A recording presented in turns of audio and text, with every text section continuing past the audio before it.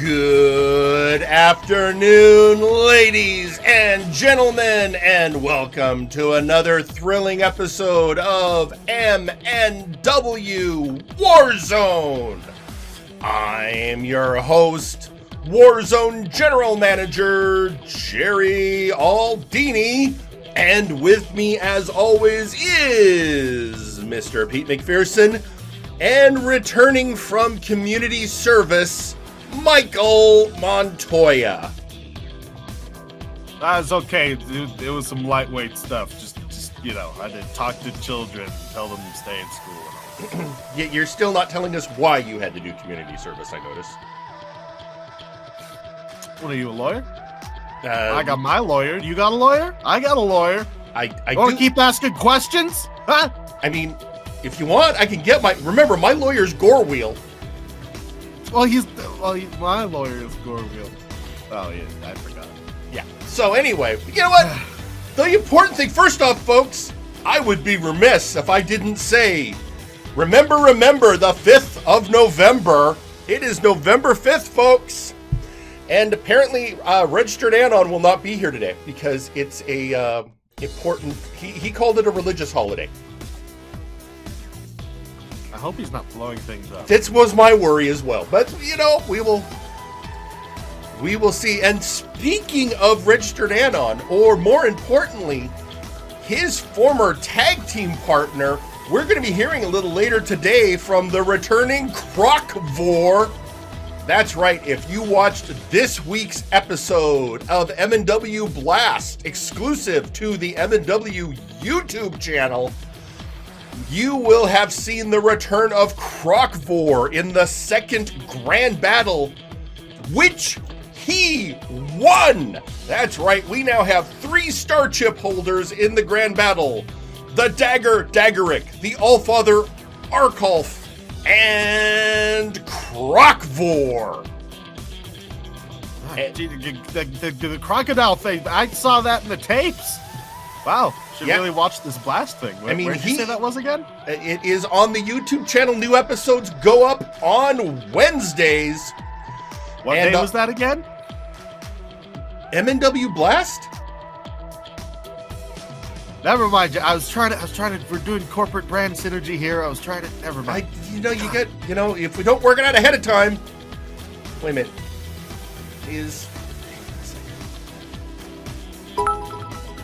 Let me just set up something. All right, we should be good. Ladies and gentlemen, also, if you haven't checked out Blast, this last week we saw action from Injustice Jhake, Mick Morgan, Meme taking on Chad Gable and Otis, which I thought was, I've heard of those guys before. I don't know where they're from. And, of course, Sir Uncle Dunk taking on an interesting guy with an interesting hairdo named Johnny. So check it out. Huh. Yeah. Really quickly, we're starting off the day with a bang on social media when we are hearing from, the one and only Mr. Butler, who was in that grand battle, tweeting out, and you thought I skinned him for my crocodile scale colt, Aldini. I mean, we hadn't seen him in so long. But yeah, Crocvor is back, and tune in this Wednesday of crocodile leather appearing for the next of the grand battles on Blast. But this isn't Blast. This is about us here on MNW Warzone. And to kick it off, we're going to have some, there's some questions after some incidents last week with a certain open challenge issued by a certain masked defender of the children. So why don't we just go down to ringside and hear from him and hear him explain what he was doing. Ladies and gentlemen, Maximillion ThunderThighs.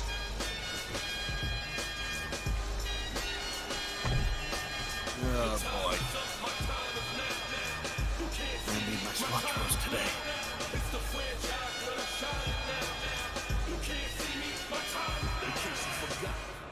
Well, let's hear what Max has to say.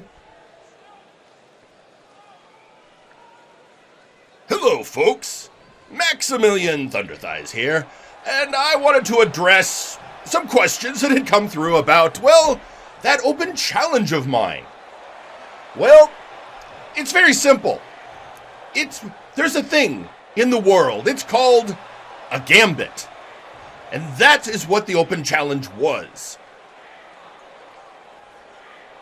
It was a gambit, or bait, if you will. Just for Gorm to come out alone, because some friends of mine needed to have a word with him. And by word, I mean kicking. Lots and lots of kicking. Because these very men have declared war on the Conquest Bloodline. Those men, of course, being... Well, pause for a dramatic effect. The honorable and wondrous Absolute Units! That's right, folks. My friends, the Units, needed to get the Bloodline out there because they have decided when they look at the shenanigans of the Bloodline, they say, nay, nay, no, no, this will not stand.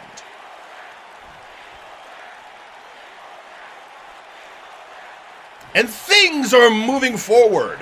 The Bloodline was not happy. And so, there will be a match today. Jerry Aldini confirmed it. I talked to him. He's very nice. He always gives me coffee. Feeling a little pumped today, in fact. Anyway, main event today will be... Pause for dramatic effect. The Conquest Bloodline versus the Absolute Units. That's right, folks. The Units versus the Bloodline. And my friends, the Units, have promised a surprise. Also, Mama's Cobbler. Have you tried it? It's delicious. So, yes, main event time. Pay attention, folks. It'll be great. All right, well, I guess we know now. Reminds me, I gotta talk to Forrest during the commercial. You want the cob? You didn't get your goddamn cob? no, I do. You goddamn no, I do, Jerry. Well, you were out last week. Yeah, I was in a place teaching children with no cobbler. Pete and I had and cobbler. No morally dubious people to talk to. It was a nightmare. You need morally dubious people. Well, yes. It's become my job.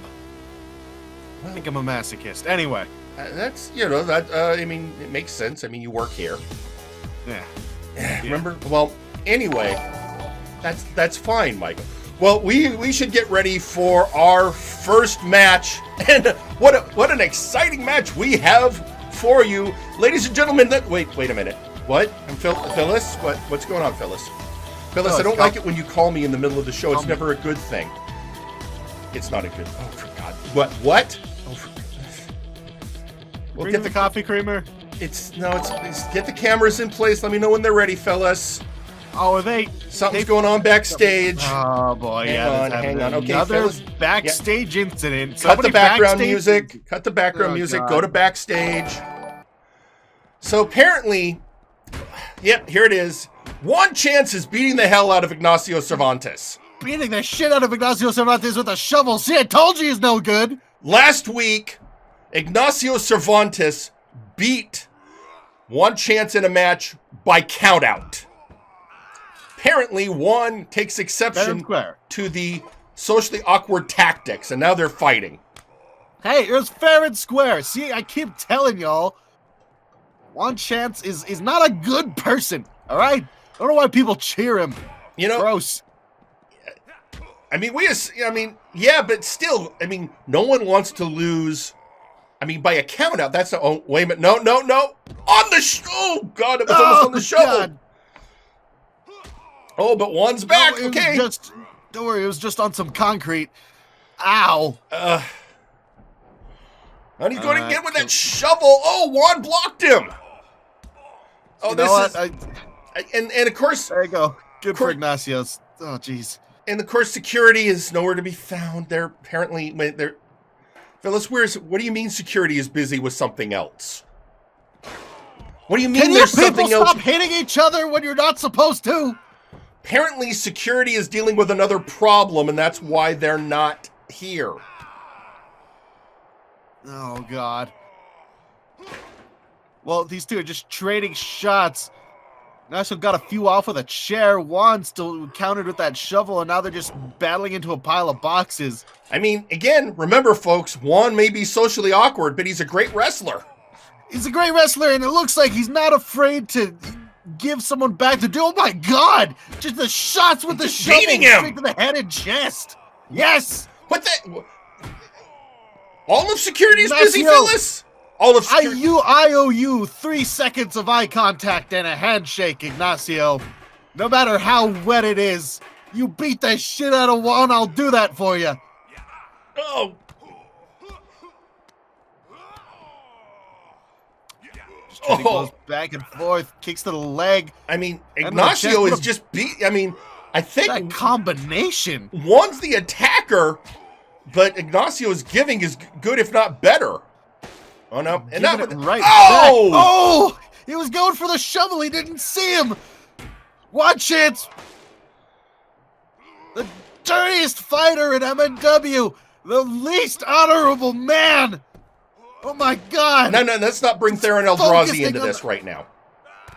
Shut up, Jerry. You know I'm right. Oh! Oh! You just that was a break dance into a leg drop. I don't like it. Oh! Oh, still colliding with steel. Oh, he grabs the shovel.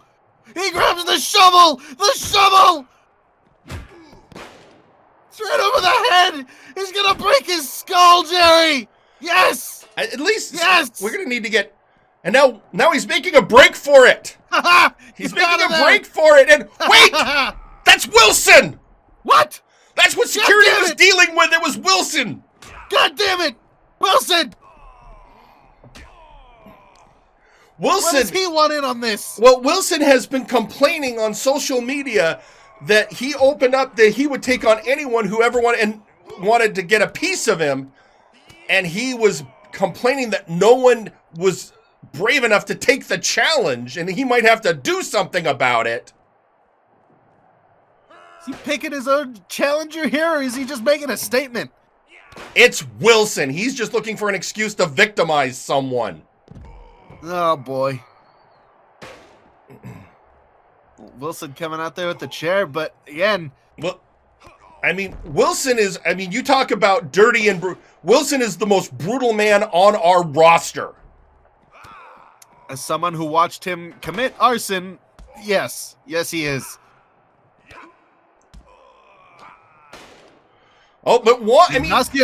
Ignacio is giving a good showing. I mean, maybe he will get a shot against Wilson. Who knows? Yeah, the neckbreaker landed off fine. Here comes that kicking combination again. That's very effective, apparently. Wait, Wilson... And Wilson's going, is that all you got? And literally, did you hear him say that? Is that all you got? He just wants to fight. All right, let's get security back standing from whatever Wilson did to them. Oh, jeez. Oh, all right, well... Folks, we haven't even had our first match yet. Oh. All right, well, are we ready? To quote Bart Simpson, ay caramba. Let's go. Yeah, ladies and gentlemen, I got nothing else. Let's head down to ringside. For our first scheduled contest that's not a backstage. Ow. Oh, well, real quick, before we do that, I do know, we have been told we got this message from Maximillion ThunderThighs. Hashtag rubber match, God of Wind, the thunder is calling. What does that mean? You missed the debut of Westwind last week, so it's probably that. Westwind? Who the heck is that? You know what, he debuted on Blast. You really should watch MNW Blast. Meanwhile... And where can I find MNW Blast again? On the MNW YouTube channel. Wow, thanks. Let's head down to ringside.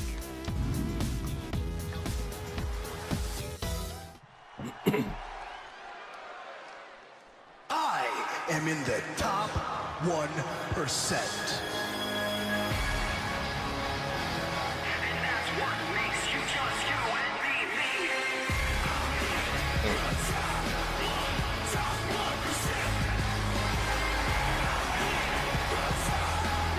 The following match is scheduled for one fall and is a tag team match. Introducing first, the Night's Watch. And here they come, ladies and gentlemen, the Night's Watch, being represented by Whitney Lee and Alistair Evergreen. Yep. Group of old friends plus Lycanthrope, if I'm not mistaken. Friends plus Lycanthrope. Well, we did also find out, I don't know if you knew this, did you know he's also royalty? Like royalty amongst Lycanthropes, or just like actual royalty? He's the king of a country called Laveria. What are the taxes like? You know what, I'll ask him. Yeah. So I guess you would have to refer to him as His Royal Majesty, Alistair Evergreen. His Royal Hiney, Alistair Evergreen. Who are they up against? That's a great question, Mega Man. And introducing their opponents, Shoot Nation! It's been a minute, hasn't it? Yeah, it has. Shoot Nation. I mean, last time we saw them, they were in that little mini tournament to get a shot at the tag team belts. Those belts that are now safely in the hands of High Voltage. And a little bit of catching up to do here. These two MMA-inspired fighters both have experience in different shaped rings, using different means to beat the crap out of people, but it seems like people are going to get the crap beaten out of them either way today.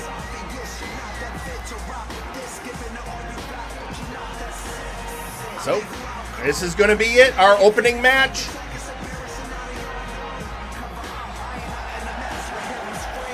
Jack Abbott, Devin versus Whitney Lee and Alistair Evergreen.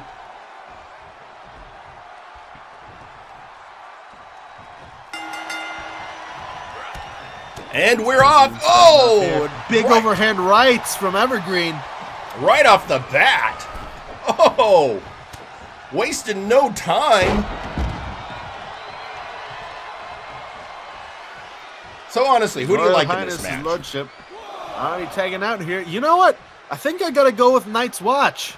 It got a lot of momentum, and, you know, ring rust, maybe a little bit of self-doubt could be sprouting in the minds of Shoot Nation at this point. You don't know. You know, I would almost think that, except that Devin and Jack have always had a very clear never say die attitude. So, I don't know. Have you heard them say die lately or not? Never do that? It's just, it's not their style. They are very clear, very set competitors.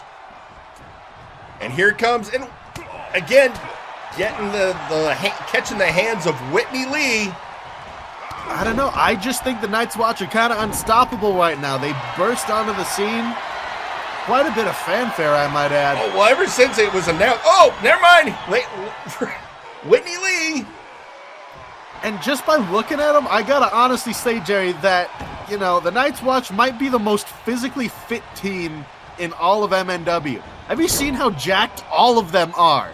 I mean, you're saying that when we have the absolute units on the roster? Well, you know, it's sort of a jacked and cut, you know, they're ready to be on the page of a magazine. The units, you know, they could pop your head like a grape, but, you know, these boys could do that and then immediately turn around and, you know, star in a commercial. Let's get these guys on commercial. Sure. Oh, outside the ring, and they are working at Whitney Lee working the leg of Jack Abbott, which when you think about it, that's a good thing because Jack Abbott's, the Scorpion's Tail submission move, if he doesn't have a good, if he can't sit on his legs well, that's an ineffective move. Yeah, a lot of his grappling is very, very leg-based. He uses those powerful legs. Either get torque or to simply hold on to people. So taking out that base of power would be a great thing here. Yeah. Devin out of the, like I said, never count out Shoot Nation. In the Night's Watch, though, I think this is going to be a pretty close match now that I've seen them get back at it. Seems they've kept themselves in competing condition. Whoa! Middle rope DDT, and in comes His Majesty, the White Wolf, Alistair Evergreen. His kingship delivering some stiff left hands there. Oh my God, that busted open Devin. That left hand. Managed to burst something in the forehead of Devin. Devin now taking him to the unsafe corner. I mean, getting in the red corner where, oh, what's he planning? His kingship's in trouble. Oh! What a flying bulldog. It was indeed. Kingship spun out to drive air. Oh! Remember, this is a tag team contest. And Evergreen really wants to get back to his corner. And Evergreen, I think after that barrage, wisely bringing in Whitney. Oh! Yeah, Whitney, oh, what a high drop kick. They both missed each other. Oh! Two chops, a strike to the neck, and then that spinning back fist, and oh! Just pancaked him there. Whitney back up. Oh! Oh! Devin needs that tag, and in comes the Scorpion! Perhaps a bit of a mistake to be showboating at that moment by Whitney. It does feel like the Scorpion is a much better matchup with Whitney, having much less trouble than his partner was. Whoa! Elbow drop! Yeah, I know that power apparently able to counter the speed of Whitney, and also, you have to remember, this guy's also a master tactician. You're not wrong. He knows how to hurt people. Oh! Ooh. Never mind! But Whitney, again, what do I tell you? The fittest faction, in my opinion, just saying. He miscalculated the distance. Maybe not the smartest. I didn't say the smartest. That, by the way, you gotta admit that move that brought Jack, that was the Death Note.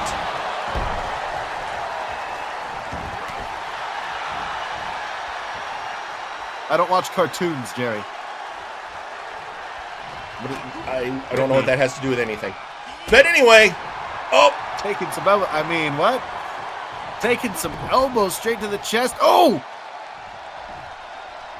A punt punch. Oh, reversed by Whitney. And now Whitney decides this is an opportune moment to bring Evergreen back into the match. His kingship getting hype.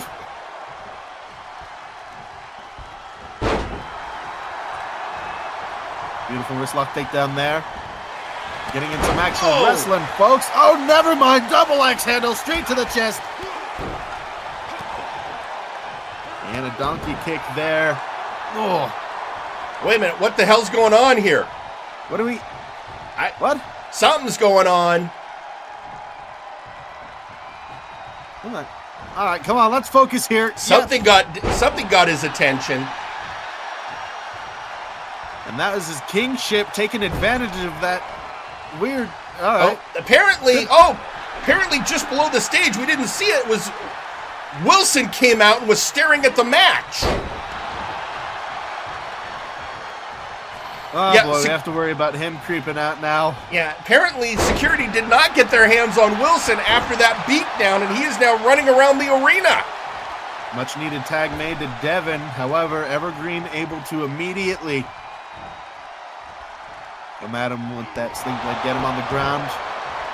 Rising knee strike there. 1, By 2, Whitney. 2. Kick out at 2. Whitney so proficient with those strikes. Sure, he had it with that rising knee. Was just about not enough. He's going to ping him across that. With him already busted open, slamming him into that turnbuckle, that cannot feel good. But Devin in control of the pain here. 1, 2. Twisting neck breaker. Kick out at for a 2 count.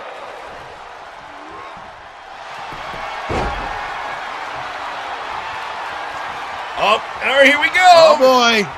Devin has that locked in, but Alistair breaks it up. Crossface with the legs in a figure 4 motion. Now up on the shoulders is Evergreen. Big right hand from Devin. Strikes, though, seem not to be getting to him as well as he'd like, so he dumps him outside of the ring. Now Devin over the top jawbreaker.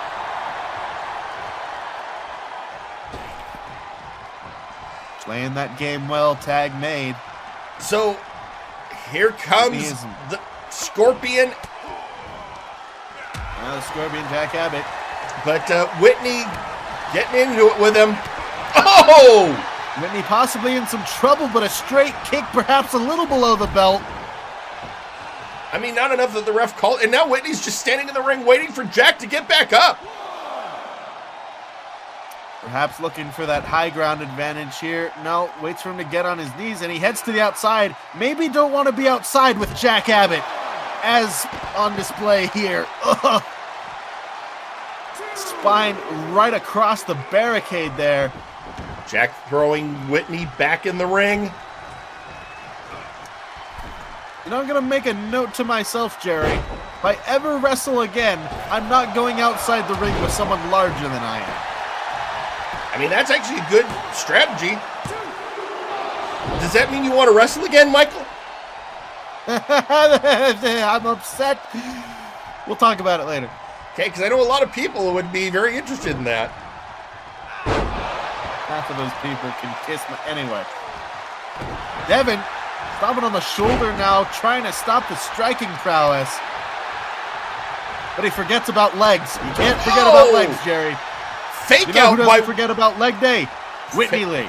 Faked out by Whitney. Thought he was going for an elbow strike, because it just slapped the taste out of his mouth. I'm gonna say that was a that was a gangster move if I've ever seen one. Oh, and just stepping through on the sternum there. With Kingship driving in the right hands. Oh, just busting him open further. It's gonna be a crimson mask by the time they're done. Well, maybe not. Leg sweep, and he's back up in action. Oh, here he goes again. And got that leg locked. He's got it in. He's got it locked in. And now wrenching back.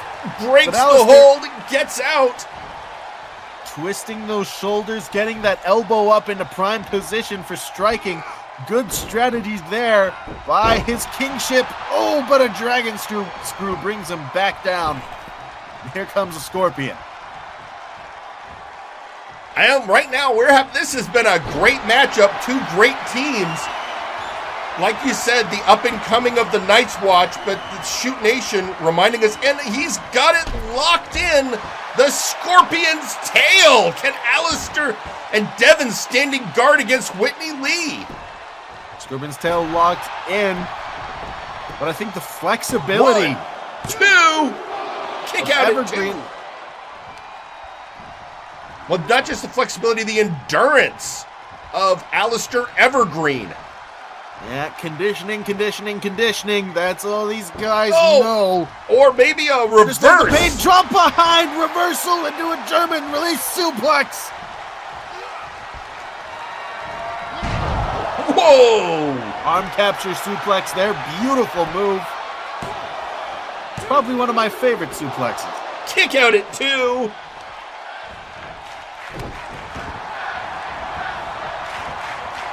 Crowd getting behind him. Now Whitney at the tag, and let's see. Crowd is recognizing how great a matchup we have to open the show. Oh, stretching out those hamstrings. He could tear so many of those muscles in the legs of Jack Abbott. That was a wonderfully violent move. Momentum shift, and now a double team from the Night Double team Watch. maneuver. Dueling elbows there. Oh no, here it comes, ladies and gentlemen. Oh! Wonderland! Wonderland 2, no! Oh, but up on the shoulders goes Devin.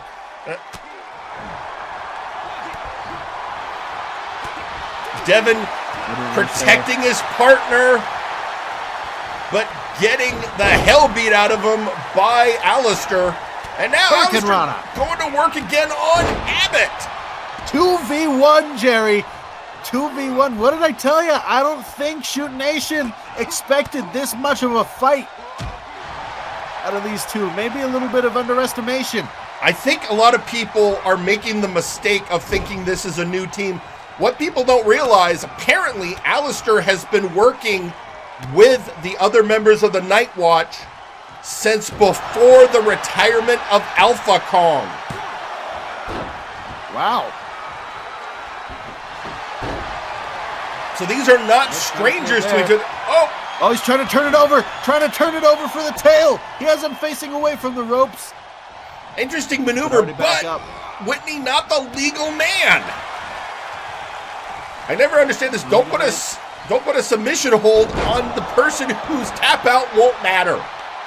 Focus on the lycanthropic royalty that you've been beating the snot out of for the past 10 minutes, maybe. Never mind. Weird jobs, Jerry. Never mind. Requiem hits. Requiem 2. Oh, and a kick out. He survived. He has survived a Wonderland and a Requiem. Well, you know that Scorpion Jack Abbott living off of piss and vinegar. He's got plenty of spite to keep him going. Alistair needs the tag and he gets it. Oh, and in comes Devin. Ooh. Devin with a trio of soccer kicks there. Good maneuver out of the way.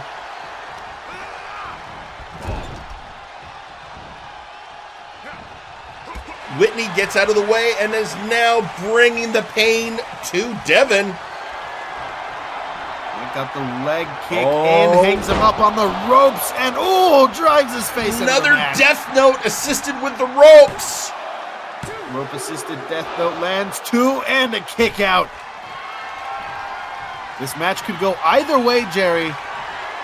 And now another Death Note. Death Note of 2. Oh, there it is.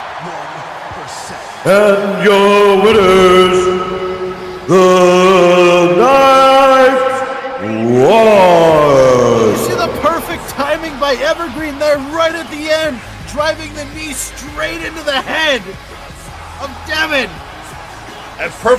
Perfect blocking, perfect tag team synchronicity, and thus your winners, ladies and gentlemen, the Night Watch.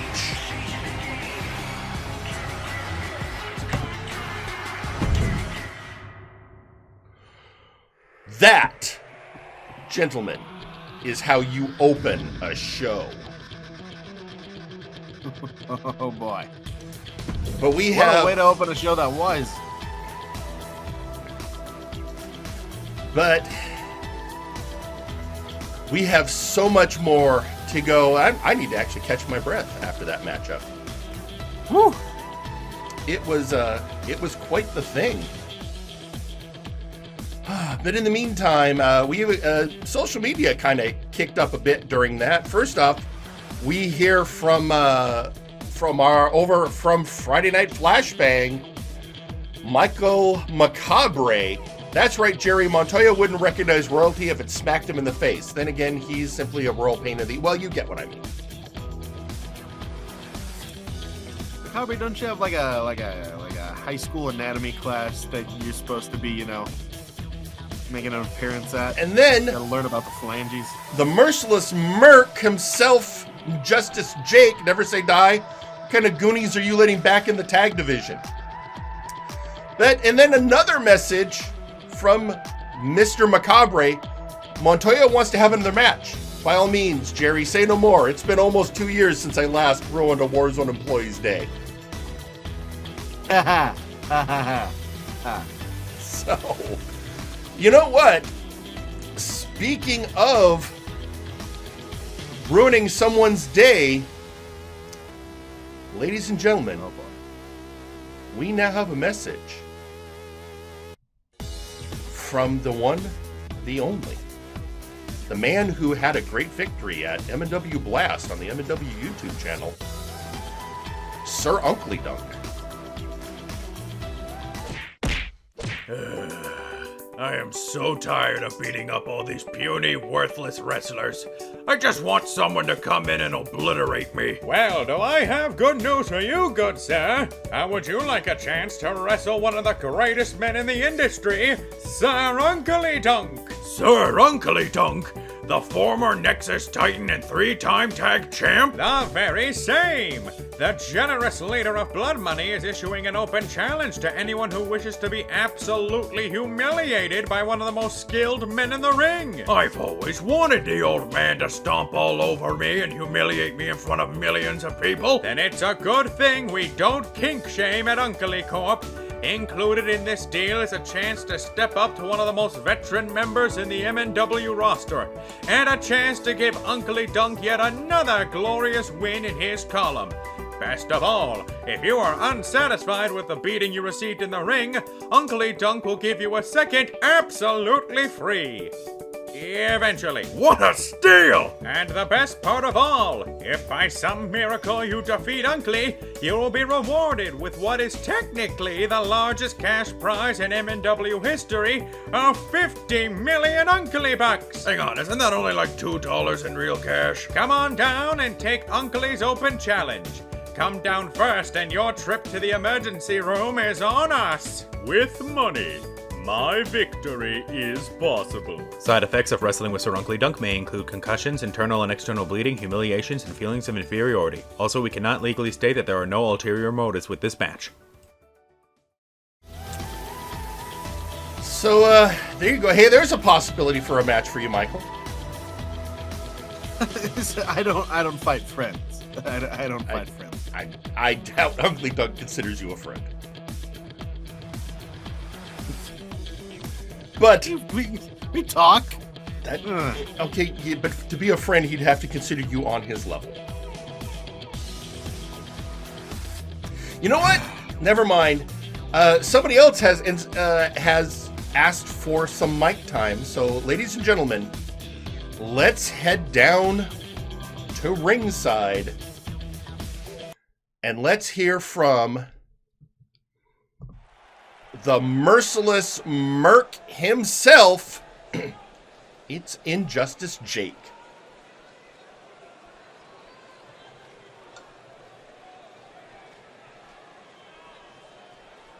Well, I'm not out here to play to a crowd right now or to do anything in particular except handle some business that I have going. So I hope you don't mind me saying a few words here, folks. Specifically to a man in the back, Jaunt Tristan. Now, Jaunt, you upset me when you speak. You speak from a place that is just not right for someone of your stature to be speaking from.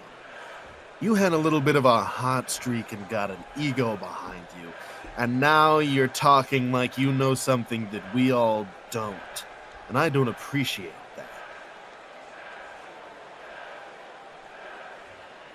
Now, John, I can fight you again and try to teach you the lesson that I tried to teach you before by beating your head into the mat.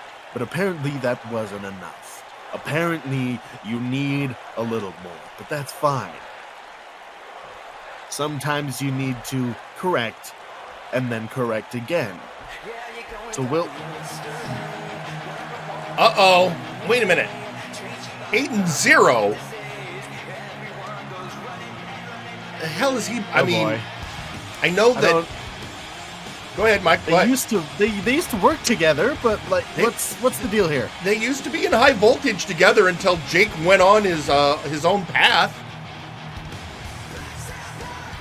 So, oh God. All right, let's see what he has to say.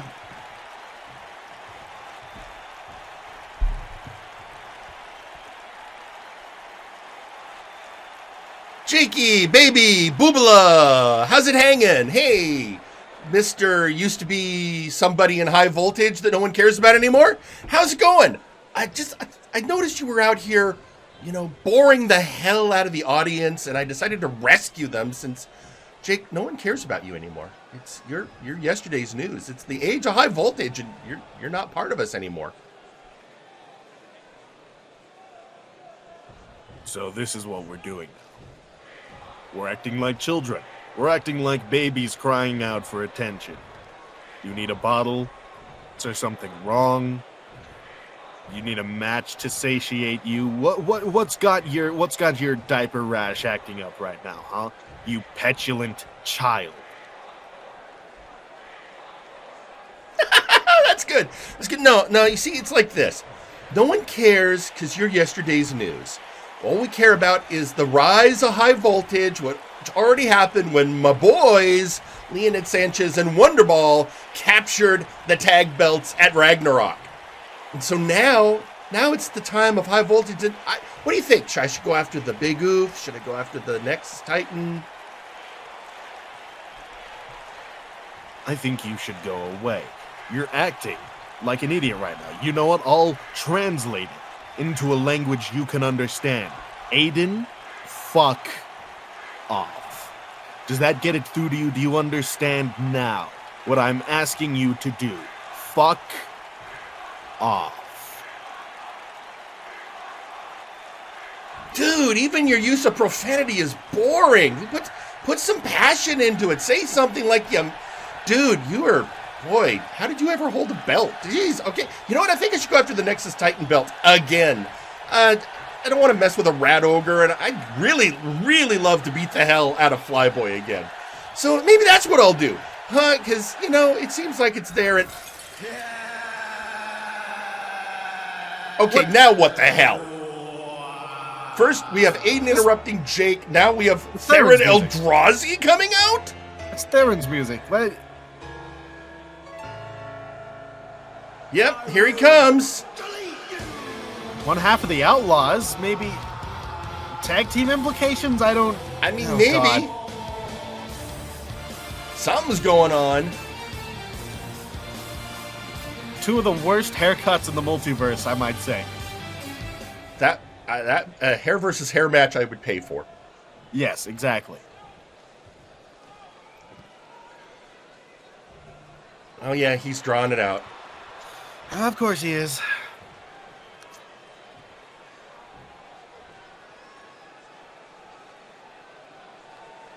You know, Aiden Xero, I think it's real funny. You coming out here and telling somebody they're boring or not worth anything. That's really rich coming from you. Now let's talk about what's really important. I have been calling out for a match for those tag team belts ever since your boys won it. And I ain't heard shit. Well, there's a reason you haven't heard shit, Theron. You're not worth shit. You guys, you come out like you're the best thing in the tag division, like you just deserve to be next. And why? Why? Because you think you're due. You think you're so badass? No, you know what? Screw you. Earn it. Prove to me you deserve a shot. I don't think I need to prove it. CJR and I, week after week, have been out here showing we are the best. Even Aldini admits we're a great team. And you know how well we get along with him. And you know what? If you make a match, he can't interfere. And as for you, Jake, don't listen to that child. Listen to me. You and I, Jake, we have so much in common. We are both mercs. We both do jobs for money. And you got a lot of people gunning for you, son. You got a lot of problems. And you know what the worst thing is in moments like this? Going it alone. So maybe a little team up. Wait a minute. Did Theron just suggested that Injustice Jhake join with the Outlaws? I think that's what he did, yeah. What a suggestion that would be. Could you imagine that trio? Look, I'm just dealing with the fact that Theron has, love that, Jerry? One fell swoop, called out for a match against High Voltage for the tag belts, and at the same time, basically given a job offer to Jake. I'm flabbergasted. They're allowed now, aren't they? I mean, there's nothing. He is not wrong that if High Voltage chose to give him a title shot, I have no legitimate reason to say no. And why wouldn't High Voltage give them a title shot? They're the champs, right? What are they afraid of? This is a good question. Some mercs, I think it's more to the point of I'm just dreading what happens if they say no, because I know the Outlaws' modus operandi. And we already got Wilson running around the arena. Meanwhile, tweeting out get on hit by a car, Jerry. Social, you're not wrong. Maximillion ThunderThighs, with all due respect, Uncle, even advertising for an open challenge, I still refuse to fight you. So please, someone take that challenge. No, coward. Anyway. And then Sir Uncle Dunk tweeting out, oh, but he did straight to Aiden. Someone needs to take away Aiden's toys and send him to his room and tell him to stop acting like a child. So it sounds like Uncle is agreeing with, with everyone. Okay. Yeah. And then you have Vinsmoke Sanjay looking from back. Someone needs to shut Theron up. I'm tired of listening to him speak. I'm not wrong. I'll give it to him. Even Graven. Jake, I'll pay you to kick the asses of both Theron and Aiden. Okay, so the chocolate zombie. Counteroffer. Money. Yeah, at least he's speaking the Mercs language. Then the janitor, who, by the way, if you check out the opening episode of MNW Blast, had a great match after talking about rebuilding himself before he goes after the big oof, saying, I find myself in the odd position of empathizing more with Theron and Jake. Aiden is on the blank list. But he likes to keep it clean. You know, I don't care. Cleaning up is what he does. And then, finally, Mr. Butler, if you refuse to fight Uncle, why not fight me instead, Max? Okay, you see, like I say, it all becomes chaos. You know what? This has been just insane. I now need to hear from somebody else before our next match, because it's relevant to our next match.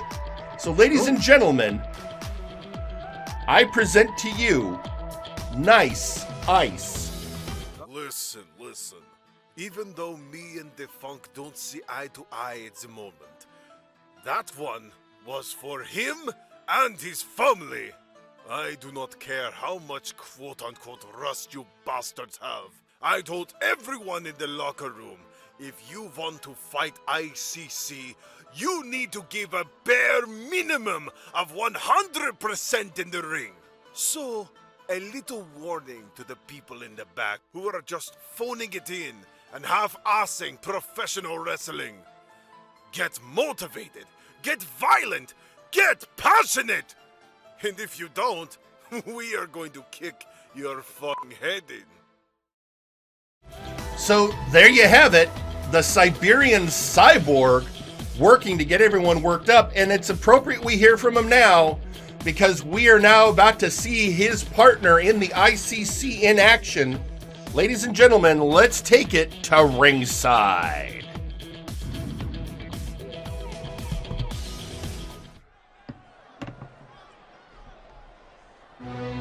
The following match is scheduled for one fall. Introducing first,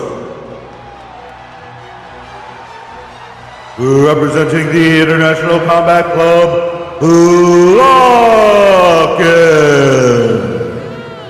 You want me to tell you a joke that Lachen told me? Sure, go ahead. What has 2 legs and bleeds? What? Half a dog. So the ICC is looking still to recruit new members, and this match is another one as Lachen and Nice Ice keep coming out looking for somebody who will fit their very high standards.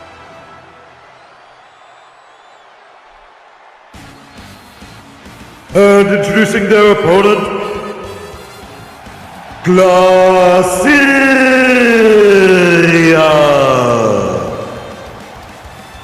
And the master of street lucha to boot. How about that, Jerry? I mean, if you want to talk about somebody who might meet those stringent standards, that is the man right there. As you said, the master of street lucha, former tag champion, former trios champion, Glacirus. Actually, we need to say his name correctly. That's why we hired you. Go for it, Michael. Glacirus. Thank you. You can write me a check later. Yeah, you know, you get paid. It's your job. More to the point, let's get ready for this matchup. Are you ready? Who do you like in this?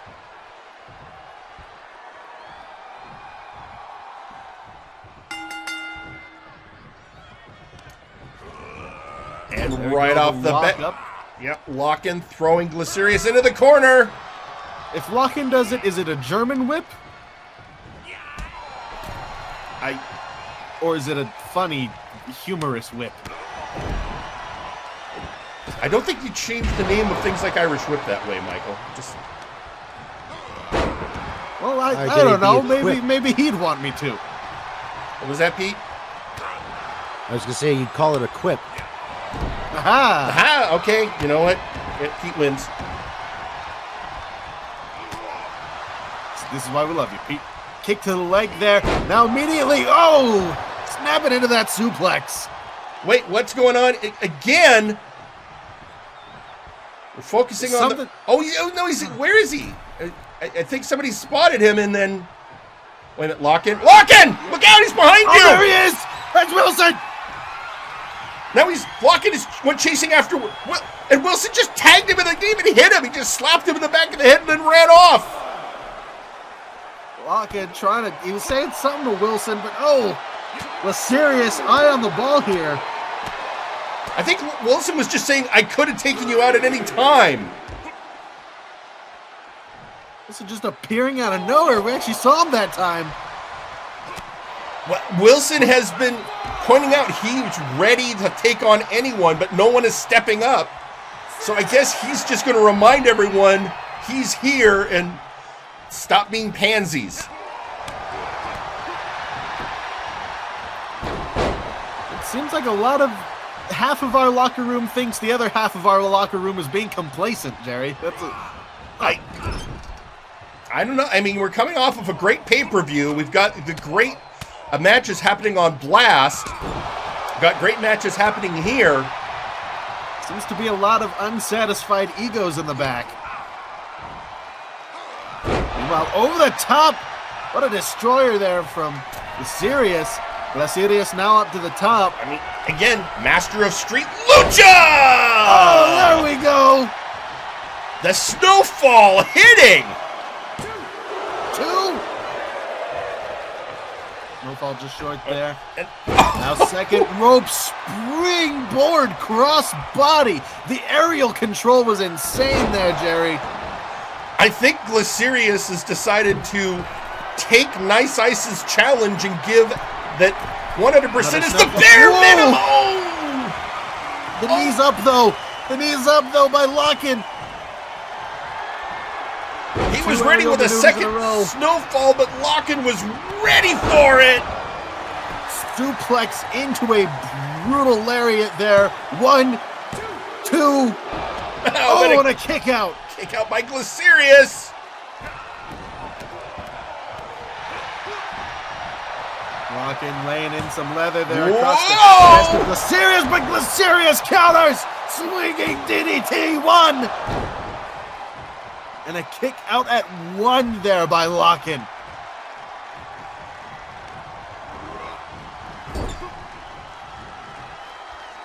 You know, I think I understood what Wilson was doing. He didn't want Lachen to have the excuse that his interference cost him the match if Glacirus win, so he just slapped him on the back of the head to wake him up. All right, well, a minimal amount of corruption to this match, let's say. Lachen going for the pin. 1, 2, kick out by Glacirus at 2. Good cover there, full cover, always picks the leg. Lachen very sure about that, always very sure when he goes for his covers. But now, big striking combination, bringing Glacirus up to the top rope. Oh! Back down. Giving him the business in the form of knees straight to the chest. But countered by Lachen. Grabs the legs of Glacirus. Big overhead right. Both of them jockeying for position now. This match has been 50-50, Jerry. I'm just dealing, you know what I'm dealing with right now? What's that? The level of insanity we have faced today. Can you believe this is only our second actual match? This is our second scheduled match, yeah. This is insane. And it's backstage fights going on. And it is shaping up to be as much of a banger as our first match was. Mercenary love triangles. You know, because you don't count that beatdown on the backstage with Juan and Ignacio and Wilson. That was just, I'm not sure what that was.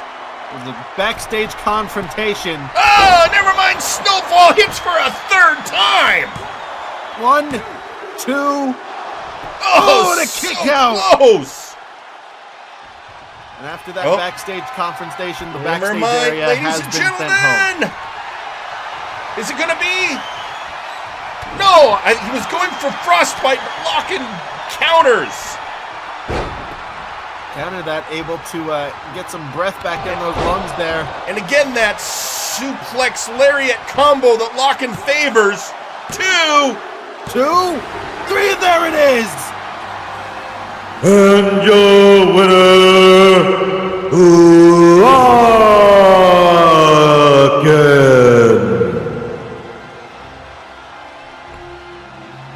The funniest man to come out of the German Super Soldier program. You have to wonder, what does he think of that match? Is he satisfied with the performance of Glacirus? Is he impressed? I mean, it was a great performance, but the winner still, Lachen.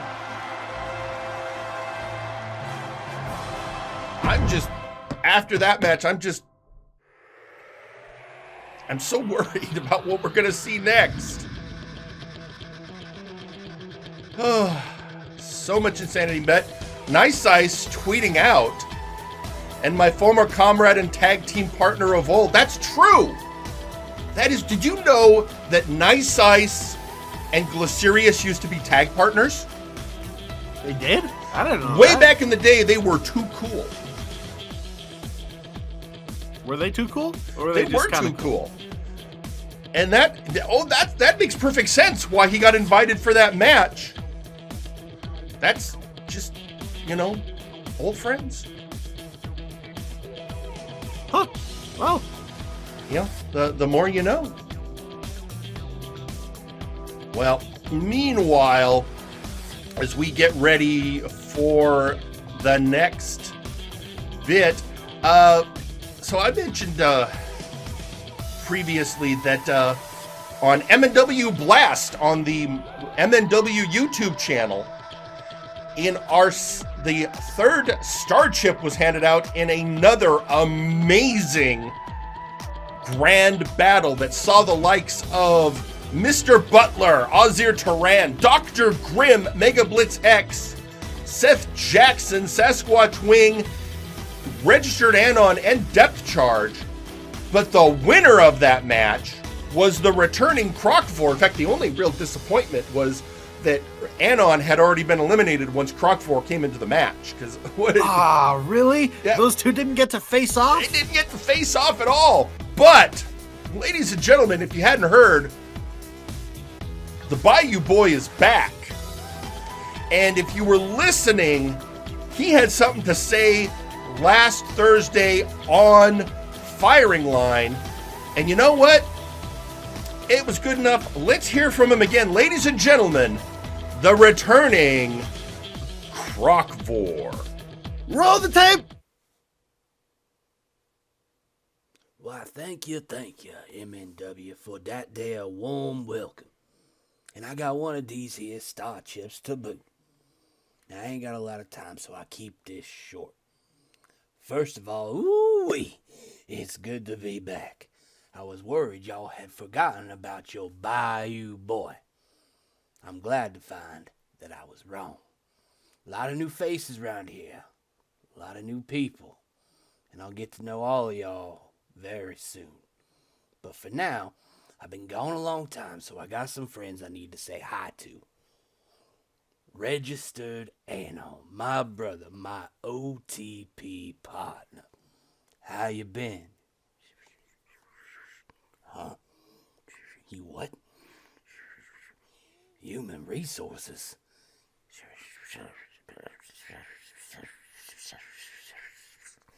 There were two of them? What in tarnation? Okay, that's a lot to unpack. Burnout Vaughn, why don't we catch up over, some fresh distilled moon... What? He retired? Shucks.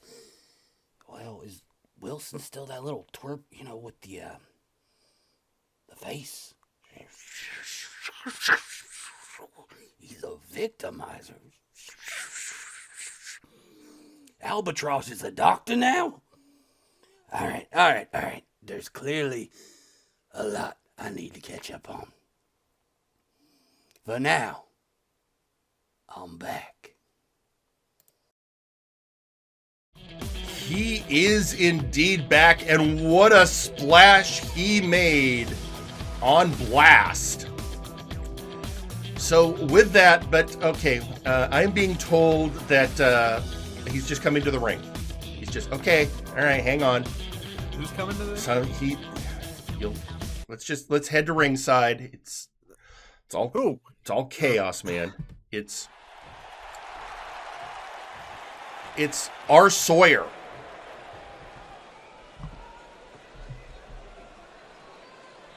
Right, so if you old bastards could settle down for a second, I got something I have to say.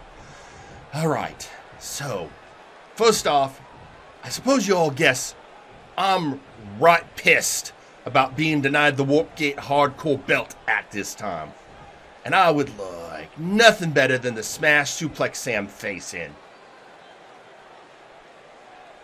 But you know what? The janitor's right. That's not the only thing. We have other pastures to move on. And janitor, I like how you handle it. Yeah. Get a few wins and then go after the big oof. That's good. Myself, I need to figure something else out. Who the bloody hell built H.R. Sawyer? And, Anon, apparently he's not around today. It's some kind of weird vacation day for him. But that's okay. I have a chief suspect, Chaz Lee. After all, or at least a version of him, built my road bro, Zacho. Chaz is one of the few people with the skill to build a decent robot. So you know what? I am going to have to ask him the hell. So here's a great idea, Chaz. Why don't you get your ass down in my ring? Uh-oh. Well, asking ye shall receive. And what ye shall receive might not be the greatest. I mean, this is a member of the Murder Cave. I mean, things haven't been going great for the cave recently. Those defeats Dr. Grimm has faced at the hands of Juan Chance of all people, but still, the Allfather, Arkolf, has one of the star chips, so now here's Chaz.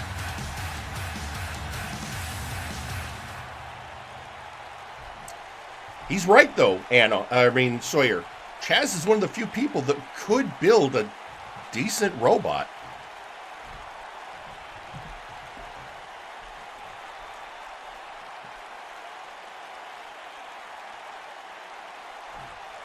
Now let's get these accusations straight. You think that I built that frankly shoddy piece of robotics?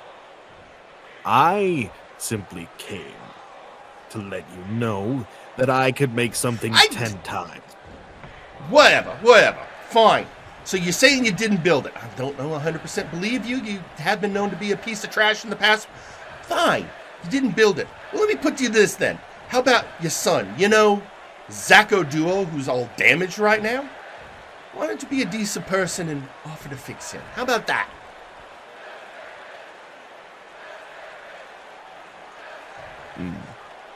I have other business to take care of. There's not much I can do at this point anyway. I thought you were his Robro, you call it. Why don't you get back there and get some work done instead of being out here complaining? All right, let's say I believe it's you. Let's say I believe it isn't you. I'm sorry. So how about this? Who else around here would know how to build something that could approximate me? It's not like there's a lot of really skilled engineers around. So if it's not you, who is it? Sure, you got some idea.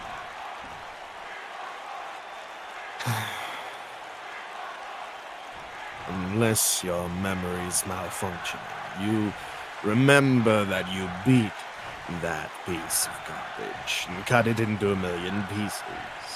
Things that I built, my projects, surpass you even now. Need I not remind everyone of my son?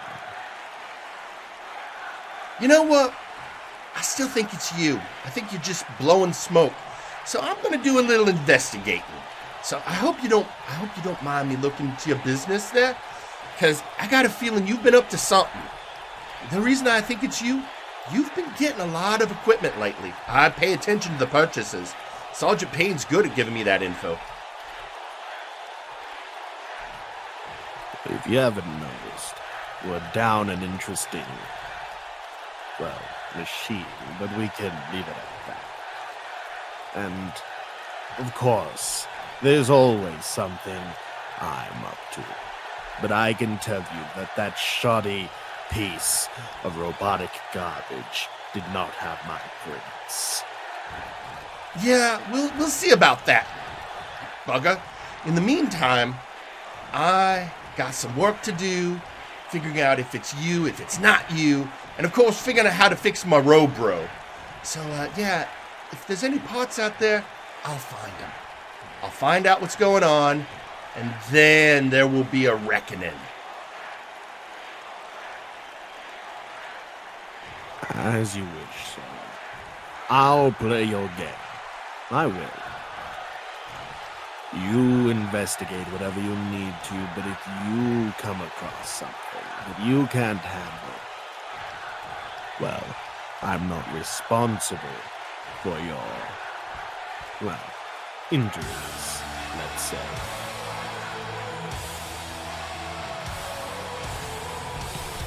Okay, well, that I see where Sawyer's going. I can't think of anyone else who could build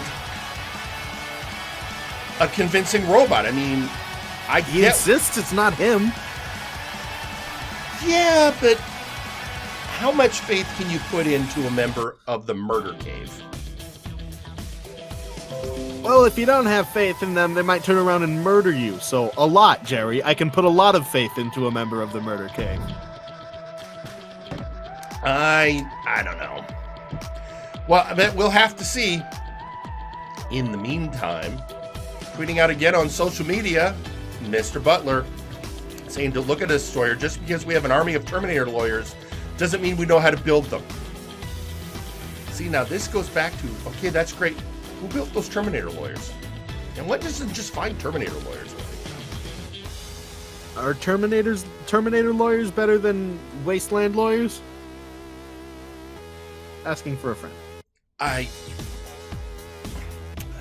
You know what? Do you want to ask our resident Wasteland lawyer about that? No, I do not. That's what I thought. Yeah, we'll just. You know what? Maybe we need to expand. Maybe Sawyer needs to expand his range. Who? Can you think of anyone on Flashbang who could build a robot? Caliban does more gross, squishy, like, people-y stuff. Yeah, robotics isn't really his specialty. No. I mean, there's the cyber controller. OmniGeek? Ooh, I mean, but would OmniGeek... Would one OmniGeek build an evil robot? Would an evil robot possess a good robot built by OmniGeek? Huh? Like a what's his name situation, like a. I think you're going down a rabbit hole here. Ah, God, that's fine. That's fine. I barely understand the whole Empire thing. Something about a dude in a golden chair, and now we have robots, and I have to understand Lachen. It's a lot, Jerry. It's a lot. Okay. I get it. I get it's a lot. A lot. I didn't even read that Grimoire thing you told me. Okay, that was just for your personal safety. My safety? You know what? Never mind. You know what? Let's get back to what we're really here for, and that is in-ring competition. And we have another tag match coming up. So let's head down to ringside.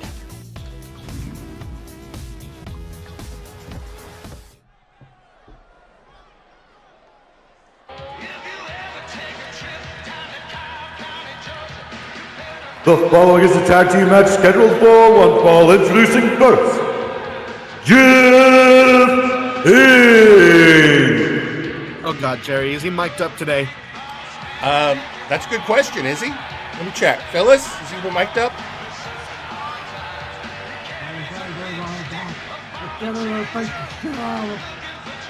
So the answer is yes, but it's in his vest, not near his mouth.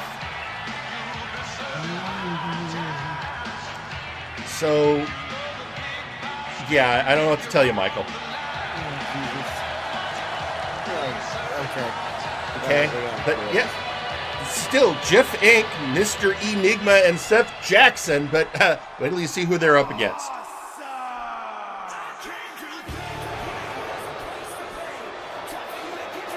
And introducing their opponents,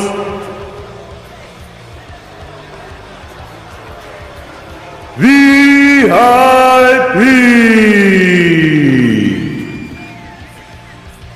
Haha, it's VIP, baby! Well, okay, so the beef is coming out first, but which member of VIP is joining him?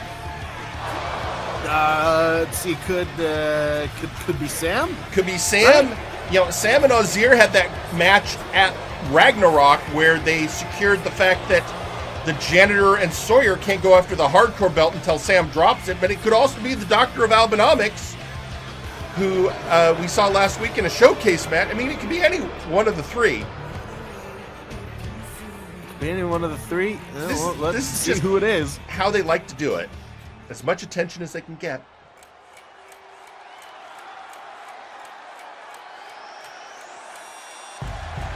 And introducing their tag team partner, Ozir Theron. That's right, ladies and gentlemen. There he is, the VI Pharaoh, Ozir Theron.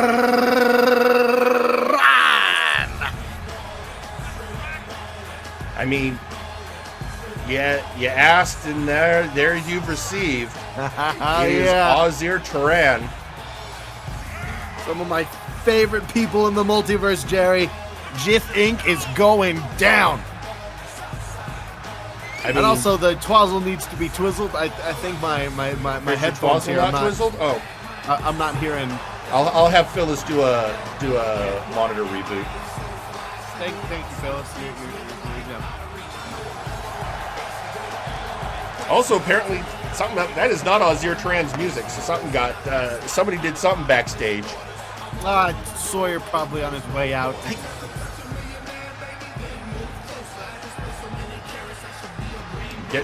All right. I don't know. With former VIP member Wilson stalking the arena, who knows what happened? Looks like Seth Jackson was sniffing the air. I think he smells the beef. Starting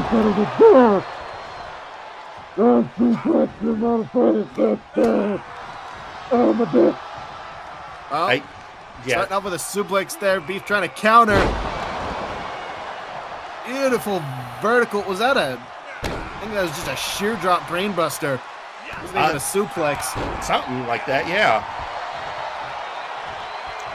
And up he goes. Stop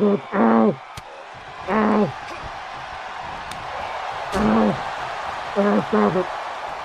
No.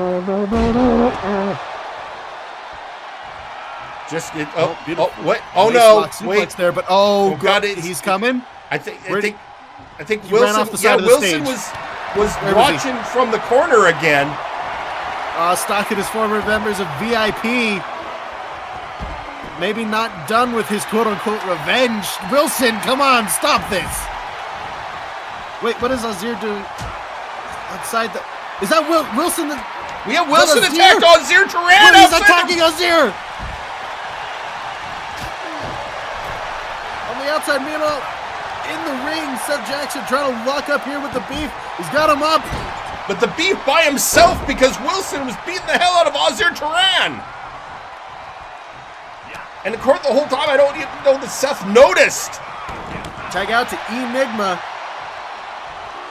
Mysterious masked man seems to be in it for the quote-unquote greater good, whatever. He's been impressive in the ring so far with his submission maneuvers. That's right. After having... Oh, and Azir's back on the corner. I guess Wilson has made his point and headed out again. Maybe again trying to go for minimal... I think the victimizer is just pointing out he can victimize anyone at any time. Just he won't stop. He's been on like every segment, Jerry. He's had enough TV time. Wilson doesn't need more TV time. Well, have you noticed he's been very careful to not be caught on camera a lot? I've said his name like 5 times. I need to stop. Here comes Seth Jackson. Let's focus on what's happening right now, which is the beef picking up Mr. Enigma, hanging him out to dry on the rope. Oh. Yeah, the rope straight across the neck there. Ow. I'm just dumping him on his head. And the great A-lister bringing in the VI Pharaoh.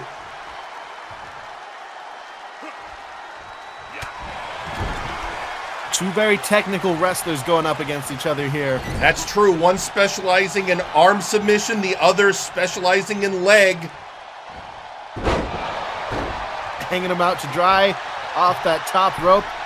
Neck-assisted rope. Rope-assisted neck breaker. A little tongue-tied there. That's fair enough, but... Meteor there from Enigma. Then... big step up into Gary and dropping the elbow on the back of the head.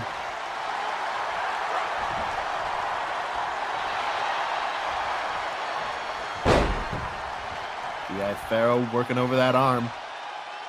As he does, like we said, that is his specialty, arm submission. Now getting it locked in.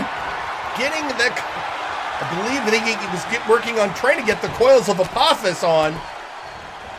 I'm sorry, the stretch of the Nile. Going for that stretch of the now. Oh! Enigma under and over. Here comes Seth Jackson. Yeah. Azir makes the hot tag to the beef. And it's the two big boys. Mano-a-mano here. Big headbutt by the beef. Do you ever think Seth gets a little confused? The beef is a tiefling, but he calls himself the beef, and Seth said something about being stomped in the face by cows. I think you could have finished that question with, does Seth get confused? Yeah, the answer to that question is yes. Fair enough. Oh God, I hit me in the ass. I'm confused.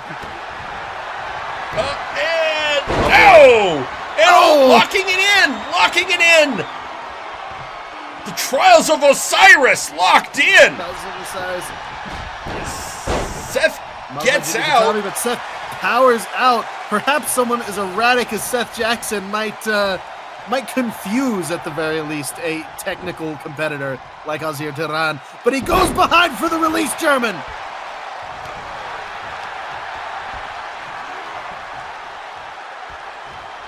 Bringing him to the corner.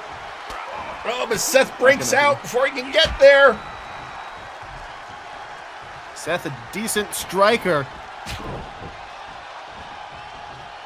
Bringing that forearm across. Working over that arm. Over the shoulder, back body drop. There we go. Playing the tag team game. Tagging out to Enigma. Oh, throwing him over.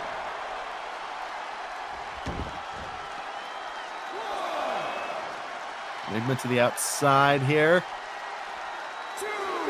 Gonna try and get some offense in. Nope, just sending him straight back into the ring. Back to business. I mean, nice and straightforward. That's how you like it. Again, as you pointed out earlier, two submission masters in the ring together. But now he's in no man's land. Yep, being towered over there by the beef. Gosh, the size of the beef. He's very tall even for a tiefling, I think, isn't he? I mean, if we're using Rapture Newroad as the basis of comparison, sure. Oh, there we go. Just stretching that arm back. That goes across the chest, the sockets of both arms. It's going to stretch quite a bit out, and the tag is made. Oh, and down goes Seth. As they take out a big man, take out his wheels. And again, right now Seth is depending on pure power to deal with the BI Pharaoh. Well, I think he got a little. I think Seth was confused. He forgot how to pin there for a moment, I think. Seth Azir back up. Short jab. Azir counters with a shot to the gut. And again, Seth finds himself in the row. Uh-oh. Seth's in trouble now. Finds himself in trouble. Here comes the beef with a stomp straight to the face. And even knocks down Enigma for good measure. Jackson sent to the corner. Now the beef just washing him with these punches back and forth. And for that pin, 1, 2, broke up by Enigma. Enigma broke it up. And Azir still going after him, but the beef now trying to maybe shut down some of the striking of Seth Jackson, just stomping on the hand. Well, also stomping on the hand, softening up that arm for Azir. I didn't think about that, Jerry. Softening him up for Azir, exactly. You know, even you have to admit the teamwork of VIP, even after all these years, is impressive. Oh, they are a well-oiled machine. But the teamwork of Jif Inc., Seth getting out of there with that possibly, hurt hand. Oh, and here we go. Getting that leg submission locked in.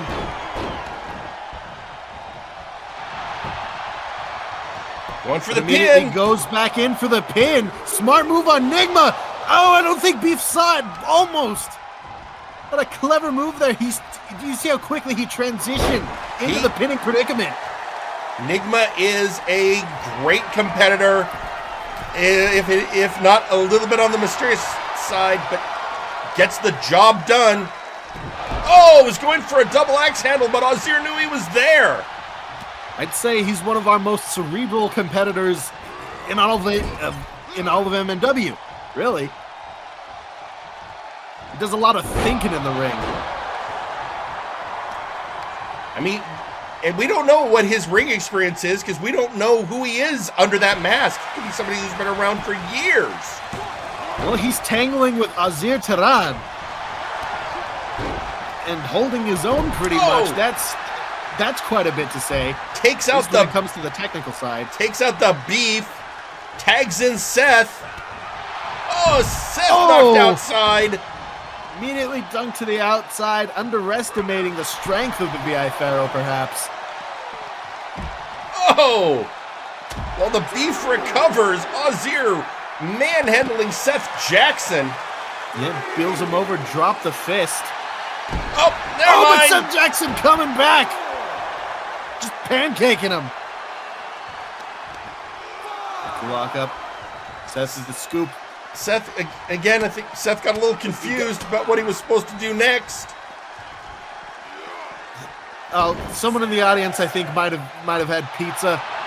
Oh no, that would definitely get his attention. Oh boy.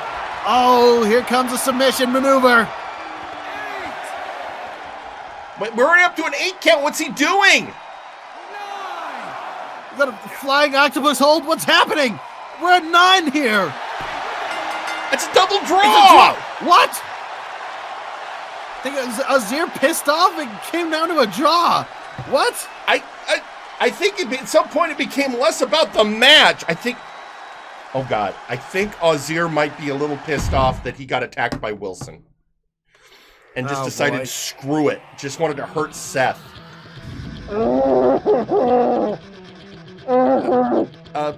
Phyllis, can you turn Seth's mic off now? Thanks. Folks, we got to regroup after that matchup. So it's that time anyway. We're going to go to a commercial break, and when we come back, we are going to hear, ladies and gentlemen, from the newest member. Well, I can't say that anymore. One of the new members of the Warzone roster. So stay tuned. We'll be back after these messages. Let's make some money! Feel the warm, milky, healing, Jesus-powered goodness that is Lactatanks. Step inside or be thrown in forcibly by registered Anon after you've gotten the shit beaten out of you by multiple people in one wrestling match. We swear nobody has ever died in a Lactatank. What is the Lacta made of in the Lactatank? We have no fucking clue, but we enjoy it anyways, and you will too. Lactatanks, come feel our warm, creamy, healing Jesus goodness. Multiverse, Nexus Wrestling's Warzone, Flashbang, and Fireline are all proudly sponsored by Rapture Beauty. Our products, rather than using unnatural and harmful chemicals, revitalize your skin by boosting the natural elements already present and enhance your natural beauty so you too can love your best self. It's morning in Multiverse, and rest of day looms looking to break the weary like monster-breaking human twig in a wrestling ring. But there is remedy. Squash roast coffee, made from finest naturally grown beans for best wake-up energy. That's because every bean have 10 beans within. That'll be 10 times more big energy than competing brand. More than enough big squash energy to power through day. Squash roast coffee. It's big cup of good stuff. Now available on decaf, or when there is need to come down from blood rage.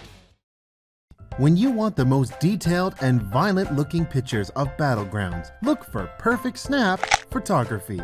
We do bar fights, wars, underground wrestling, and weddings. My wedding dress, you fat harlot! Remember, perfect snap photography. It'll be bloody perfect in a snap. You two can now wage war against the flabby wrestlers of MNW with your own exclusive Zacko action figure. It comes with trios tag belt accessories and nut-kicking action. Pull the cord to hear Zacko's famous quotes. Get that microphone away from me before I shot up your... The Zacko Duo action figure, sold separately. Whether you're working at home or giving your opponent work, we here at Lowe's are there for you. We're here with our sturdy tables and ladders that cease to exist if broken in half. We're here with rings that can stand up to even the most grueling of hoss fights. And when a locker room door is inevitably smashed by an angry lion woman, or a fiery undead leaves burn marks all over your paint, Lowe's will be there with a little elbow grease, a substandard 2x4, and a 6-figure bill. Don't believe me? Listen to these satisfied customers. You know, I like Lowe's because they have tables that I can put pizza on because everyone else keeps breaking the goddamn tables. This is Raphael Sampson here to remind you that Lowe's brand lumber is subpar at best. You deserve better. And trust me, I would know. I worship a god. Lowe's is great for tinkering with any hero gadgets. Sometimes when executing wrestling justice, I've had to break down a few barriers and a few walls. Oh, fucking damn it, Max, my wall! Thank goodness I shop at Lowe's so I can get the best deal on replacing and fixing all the walls I break. Lowe's. Do it subpar for more. Why? And now, a message from the brass.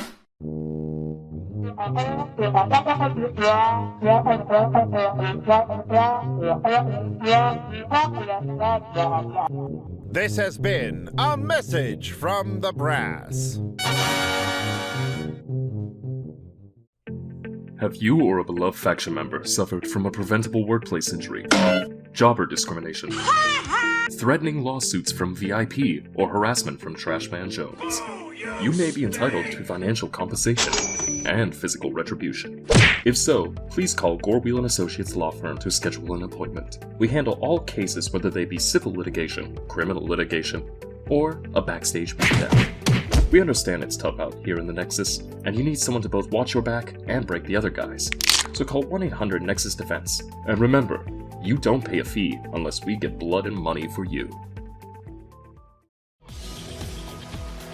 And we're back, ladies and gentlemen. And while we were out there tweeting on social media, Sir Uncle Dunk saying I should really buy out Lowe's. Seems like a good investment. Yeah, it's not a Canadian company, so you wouldn't be beholden to that obscure Canadian law. Just all the obscure American laws. That's right. So, Michael, we've had a lot of new wrestlers join us in a short period of time. Of course, indeed we have, it seems. Yeah, last week, we are now up to 72 members of our roster. So far away now. Yeah, with the joining of Westwind and, of course, Crockvor coming back. But somebody we haven't heard of, he did debut on MNW Blast, but we haven't heard a lot of. And that is the man who transferred over from Friday Night Flashbang. So why don't we hear from him now? Ladies and gentlemen, the Omni Slayer, Jagger Blackthorn, who is waiting backstage.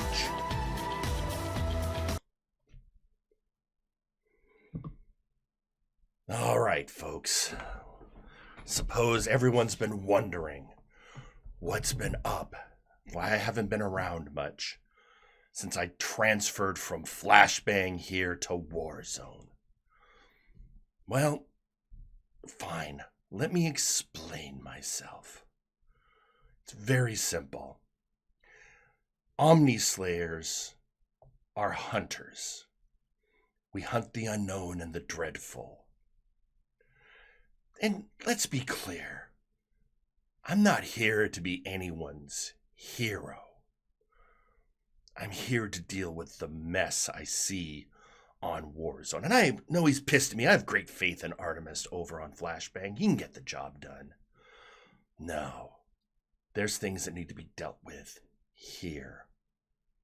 I mean, you've got Earl King Wes on your roster now. He definitely needs somebody keeping an eye on him. And I don't have anything against Beowulf and McMorgan. Hell, I think they're great.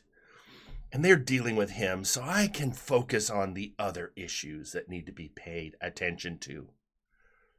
Let's face it, your world champion is a vampire. You've got a werewolf, although he seems pretty even-keeled, so I won't worry about him. But a vampire is holding the big belt. That needs to be dealt with. And there are so many other things going on here. You have so much going on. And as much as I appreciate what Seth Jackson is trying to do, I've been paying attention. I think Jif is better suited for the more mundane investigations with Enigma and Killick in the team. I think they're good at that. But you know what? Why don't you leave the supernatural threats to somebody trained to deal with them? So I'm putting the entire roster on notice. I'm here. I'm going to make my presence known. And if I see anything that I think threatens the good people of the multiverse or the audience or the roster, I will be there and I will deal with it. So saith the Omnislayer. Okay.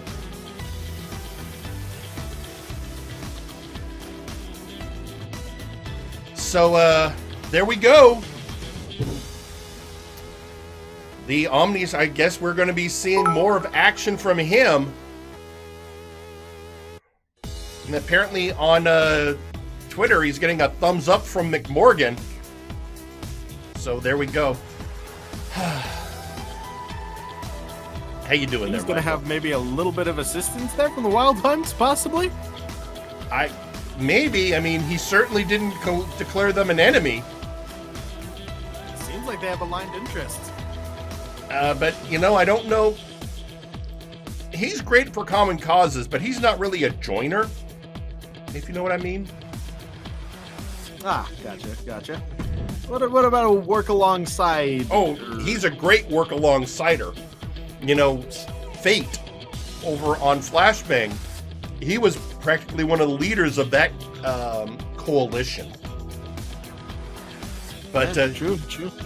You know that once they succeeded in their goal, you know, destroying the Empire of Terror, they all just sort of moved on to their individual interests. Which, let's face it, in his case, was dealing with a lot of Fae fuckery.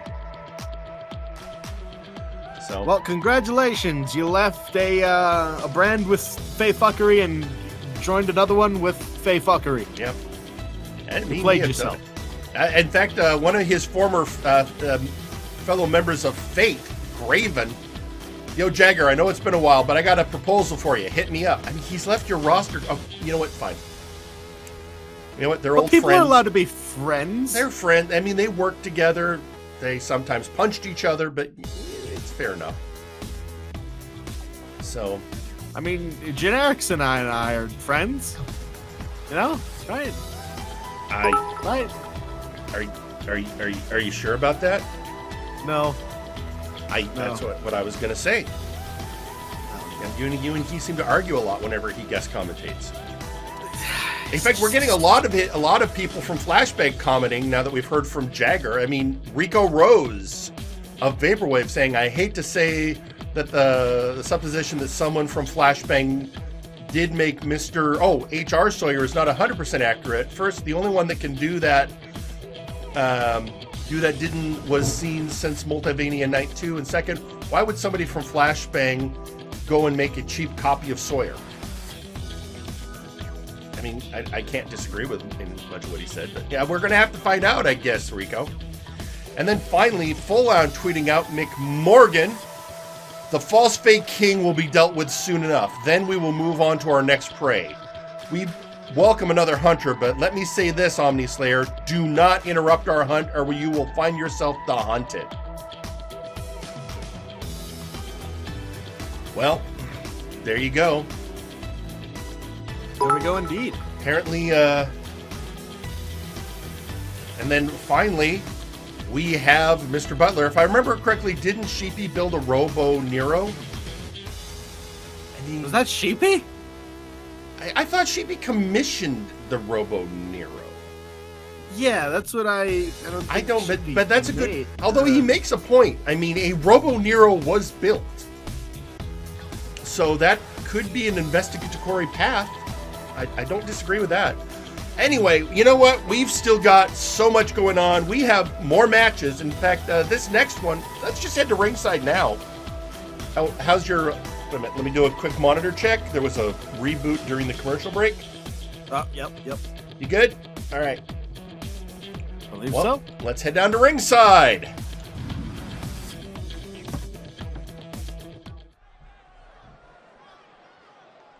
The following match is scheduled for one fall. Introducing first, Rapture Newroad.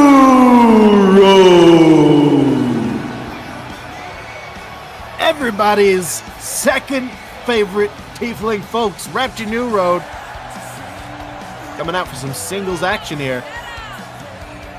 Well, you know, I was wondering when you were making that height comparison earlier, and all we have is the enrapturing one as a point of comparison. Do we have tiefling fans that we can poll about the height of tieflings? I mean, I'm sure they're out there. Tiefling fans, how tall are you?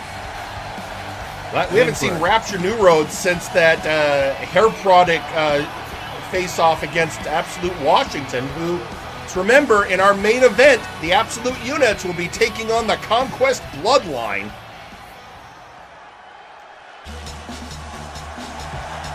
And introducing their opponent, Death Charge. At the risk of making a pun, here's a wrestler that's been making waves. Depth Charge. He's usually under them, Terry. I mean, you could say he's throwing himself into the deep end. Ha! He is, but with his recent performance has been stellar. I still see big things coming for Depth Charge, and here's another chance to prove himself. Well, here Depth Charge is a big thing. Look at the size of him. I mean, he's huge. You want to look up the definition of a hoss? There it is. Plus, he's got a helmet. Makes you wonder, does he use Rapture beauty products? Well, he smells like brine, so no. And just immediately picking up and yeeting the tiefling. The tiefling has been yoked. And military press. You think there's a slam following that military press? Because I do. Yep. There it is. Wearing the Monty Python cologne. Life of Brine. Ooh. And wow, this has been so far 3 moves, he's just yeeting the tiefling all over the place. A good old rousing round of yeet the tiefling is what we're getting here, folks. Rapture Newroad is getting tossed around like a blue ragdoll. Oh, crossbody. That's a lot of weight. Oh, finally Rapture gets a little offense there. Get some offense and using that speed up to the top rope very quickly there. I mean, that's where he likes to play. Using that momentum from the top. Arm drag there. Beautiful arm drag. Now what's he got going on? Stretching him out. Ooh. And going for a pin. Rolling through, trying to pull those shoulders out of socket. It's going to take a lot to do that on a man the size of Depth Charge. Yeah, but I think he's feeling it. I mean, oh, moonsault. Ooh. Moonsault press, 1, 2. And a kick out. Beautiful springboard there. One of our most athletic, aerobatic competitors here in MNW. Rapture Newroad loves going off that top rope. Oh, and down goes Rapture. Here comes depth charge. Oh, nobody home. Yeah, unfortunately for Rapture Newroad, the thing that depth charge loves is throwing people around and hurting them. And some people would say, who better to throw than a tiefling? Couldn't agree more. American Rana not quite enough. Was able to counter with Jawbreaker there. Now depth charge in control here. Grip on the nape of the neck, tying him up in the ropes. Oh, springboard! Cross body. A kick out at 2 there by Rapture Newroad. Bringing him up. Rapture Newroad has the definite experience edge here, but power and size, gotta give it up to the big man. Oh yeah, definitely power and size favoring depth charge, but Rapture, speed, agility, and ring experience. Yep. Springboard Meteora. And a stomp straight to the center of the back, and there's that elbow drop, right to the gut. Quite a bit of muscle to penetrate through there. Bringing him to the corner. And again, and oh, reverse elbow from depth charge. Up and across. Depth charge. Who's he got planned? Whip into the corner. Elevates Rapture to the top rope. Not a place you want to be with Rapture Newroad. He lives up there. But perhaps if you have the strength. Yeah. By the way, that was the Hull Buster. If you, for those of you keeping track at home. Depth charge going for the pin. Superplex. Kick out at 2. Not quite enough.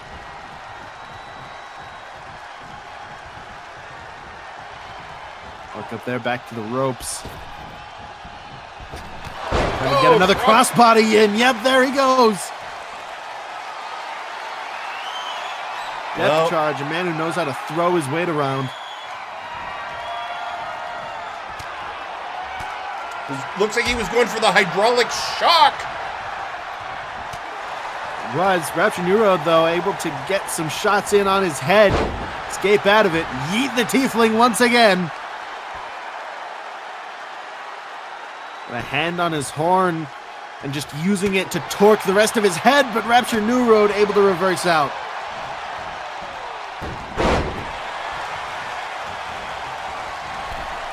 American Rana up to the top here. Oh! Oh, kick out at 2. Death-defying top rope maneuvers here, folks. The Tiefling is on fire at the moment. That's what you got to do. Keep the pace quicker than depth charge can handle. That's how you take control. Don't let him slow it back down. Gain control, because once depth charge has control, it's kind of hard to take it away from him. Oh, but Rapture Newroad! Oh. Airplane spin locked in! 2! Kick out at 2.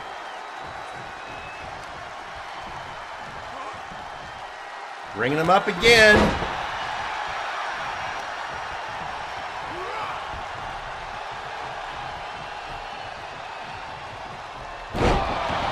Oh, there you go, Russian leg sweep. Beautiful. Now that's the Newroad up to the top here. Oh my God! Did you see the velocity he got thrown with, Jerry? Ow!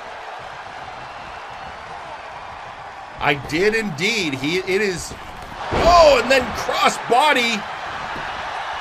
Going for the pin. 1, 2, and a kick out.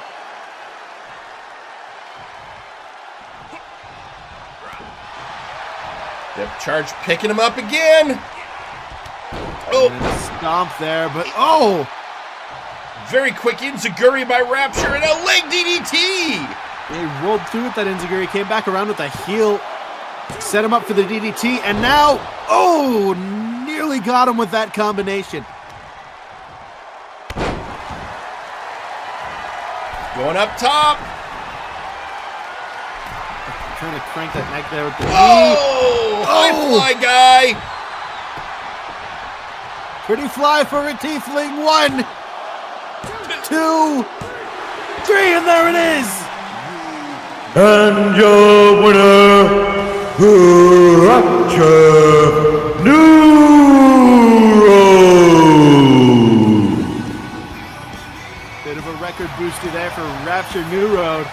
I mean, actually a much needed win by the tiefling. And oh, here comes depth charge, shaking his hand. Yeah, depth charge has a tendency to, give people their dues. Yeah, he doesn't seem to hold losing against them. Yeah. He sounds a lot more gruff and mean in his promos than he tends to act. I think he's got a kind of a good side, one would say. Or maybe he's just, sportsman. Decent sport. Who's... Man Anyway, of sport. We still have 2 matches to go, folks, including your main event. Oh boy. And that, of course, being the Conquest Bloodline taking on the Absolute Units. Oh yeah, that's right. And the units said they have a surprise tonight. That was what we heard, that there would be some kind of surprise. I hope it's extra cobbler or the recipe. And I just have been informed it's a trios match. Ooh. It has been made a trios match. That means we're going to be, there's 3 units and there's, 4 bloodlines. So the question is, who's the bloodline going to bring out? So I think one of them's definitely has to be Gorm to counter that strength theory. I mean, you gotta choose Gorm in this situation. Gotta choose Gorm. But before we get there, we have, all right, I want to set up this next match because we're doing something interesting. What you're about to see. Well, you know what? I will.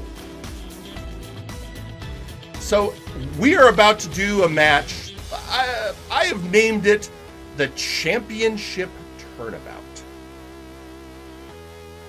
Well, you know what? I will explain it here. Let's just bring the competitors out, and I think then we can give you a feel of what's going on. So, why don't we just go to ringside? More wrestling action coming up.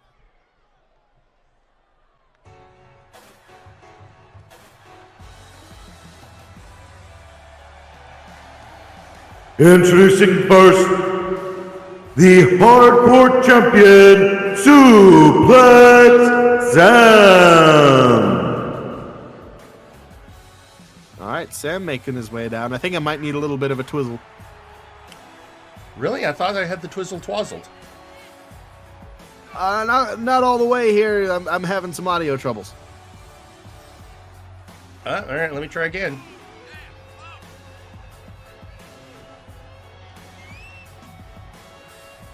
How about now? There we go. All right.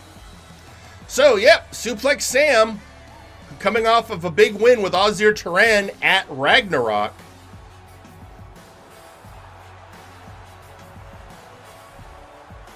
Yep, retaining that Warpaint Hardcore title. That's right.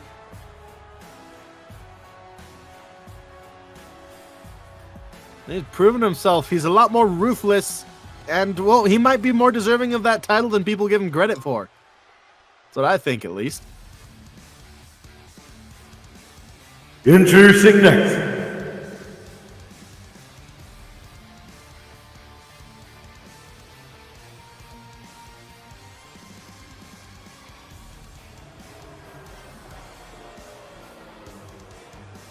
They are the Big Oof champion, the constant nightmare, Constantinople. The Rat Ogre lives, Jerry. He does. So, what you can tell, this is champion versus champion. That's what it would seem like, Jerry. Yeah, it is. Champ v champ.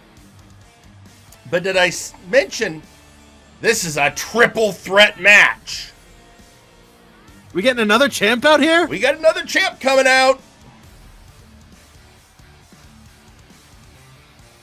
Well, I imagine it's not the world champ because he's, probably going to be busy at least watching the main event. But who else could it be? But well, I mean, we've got there's two other championships. Well, you'll see here in a second.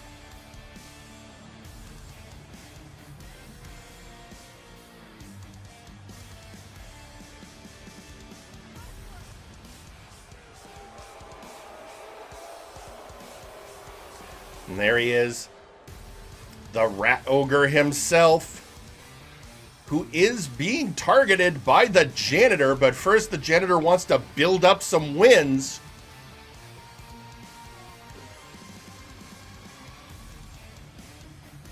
And this match, well, let's just say this match might have something to do with that. And introducing the third competitor,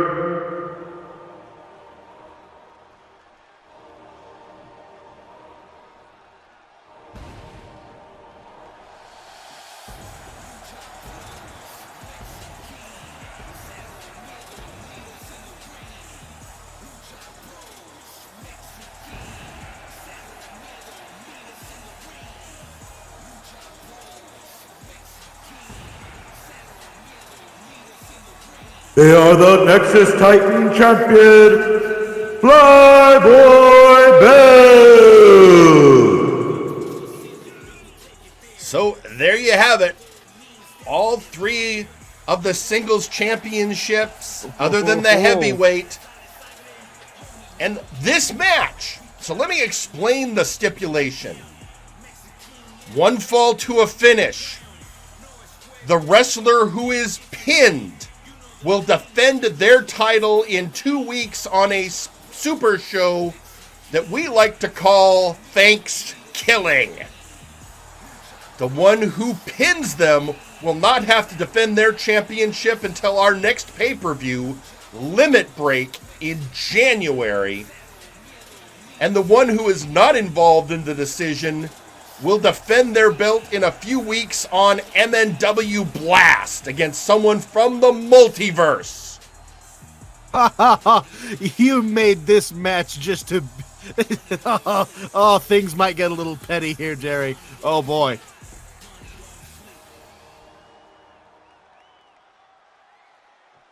And that's right, folks. The next pay-per-view will be Limit Break.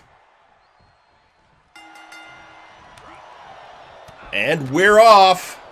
You get a lot of opportunities for a lot of people after this match.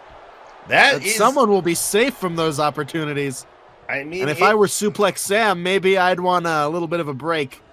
So this match might be important. I mean, Sam has been, he seems to be more interested in ducking than facing people. Yeah, I think Sam will be looking to sort of snipe out a victory here today. Well, sure, but any one of our champions could. I mean, Flyboy Bell just won that Nexus belt at Ragnarok. And then Constantinople defending it against Mr. Enigma. Of course, he won at Multivania. Oh! Hit in the back of the head by the Flyboy. The back of the head pancake there. Now Sam working on Flyboy, bringing him up and over. And here we go. Suplex. Yeah, so even though it's three champions, I mean, there's a lot on the line because it'll line up who defends when. These two working on Flyboy, but Sam immediately going back after Constantinople. The constant nightmare. Embodiment of chaos goes up and over. And here comes Flyboy working over Sam. Could you imagine if Sam loses and has to defend that belt in 2 weeks? I guarantee you our Sawyer is paying a lot of attention right now, although he can't do anything about it. But someone could win, and then Sawyer and the Janitor are back in the hunt. Yeah, it definitely could lead to that. On the other hand, if Constantinople is the winner, he's safe to limit break. But if he's pinned, well, that gives the Janitor a couple weeks to build up his wins. And Flyboy, well, he just got that belt and have to get ready for his first defense. But two of these people are going to have to defend in fairly short order. Only one of them will be safe until January.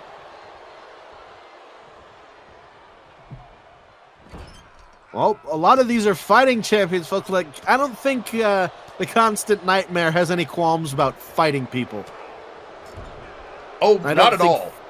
I don't think Flyboy does either. Sam is the one who seems to, you know, like his comfort, let's call it.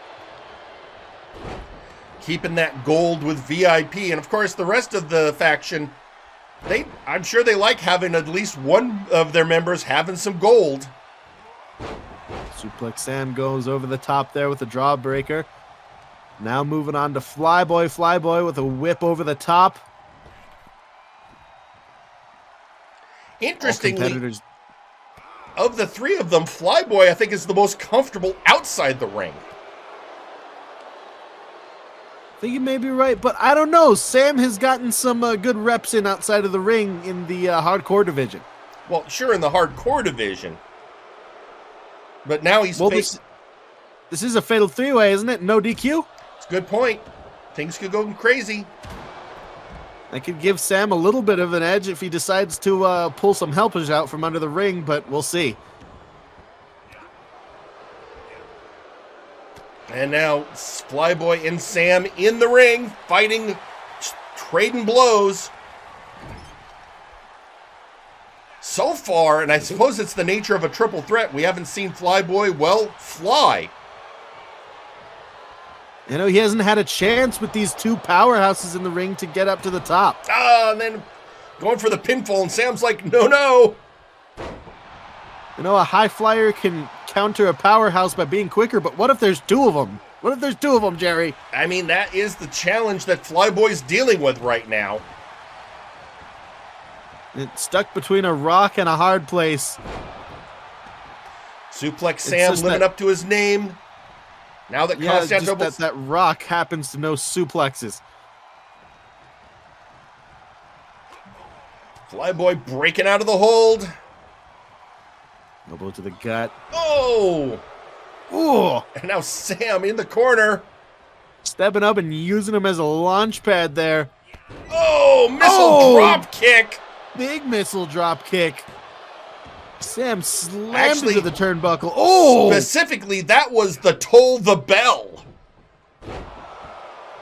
Well, whatever it was, it told the hell out of Sam's head. But the Constant Nightmare! With a big power bomb and one for Sam as well! Into the pin, one! No! Kick out at one by Suplex Sam. And Flyboy now in the grips of the Rat Ogre, slammed down. You know, Sam may enjoy taking the path of least resistance, but he is a well-seasoned and tough competitor. You gotta remember that, Jerry. Oh, I definitely remember that. And he's been around. You gotta remember how long Sam's been around. Joining OG, if you will. Well, joining from during the era of the Inquisition as a member of Shoot Nation. Now Sam, the trio of suplexes into the pinning predicament. I think he's got it. That was three. No! No, not quite. Not quite. Trio of suplexes. Almost did it there for Suplex Sam. It was beautiful stalling German suplex. Flyboy package suplex. keeping Working his on the eye. arm. And now going after Sam. Looking up with Sam. He has him up on the shoulders. Flyboy sent to the outside. And again. Up. Oh, and now oh, right on top of Flyboy. There's no countouts, but you can only win in the ring. Discus punch straight to the face. Right hand from Flyboy onto the Constant Nightmare. Sam's going to reset the count here, getting back in the ring. Or no count out, sorry. But getting back into the ring. Perhaps trying to get a one-up on people coming back in, but Flyboy seems to already have Sam's number here. Poison Rana.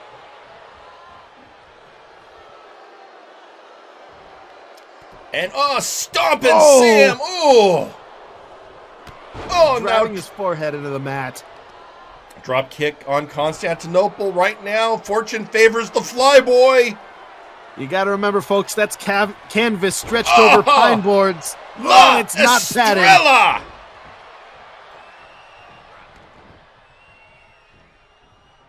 Whoop. Hurricane takeover. As I have learned, that ring is not a trampoline. It's made of wood. Yeah, I mean, I'm surprised you had to learn that the hard way. I don't know. Figured you guys be, I don't know, some sort of padding or no, it's just hard. Oh, power bomb. The power bomb. Oh, and a kick out. Right at the last second there for Flyboy. Perhaps trying to conserve some energy here.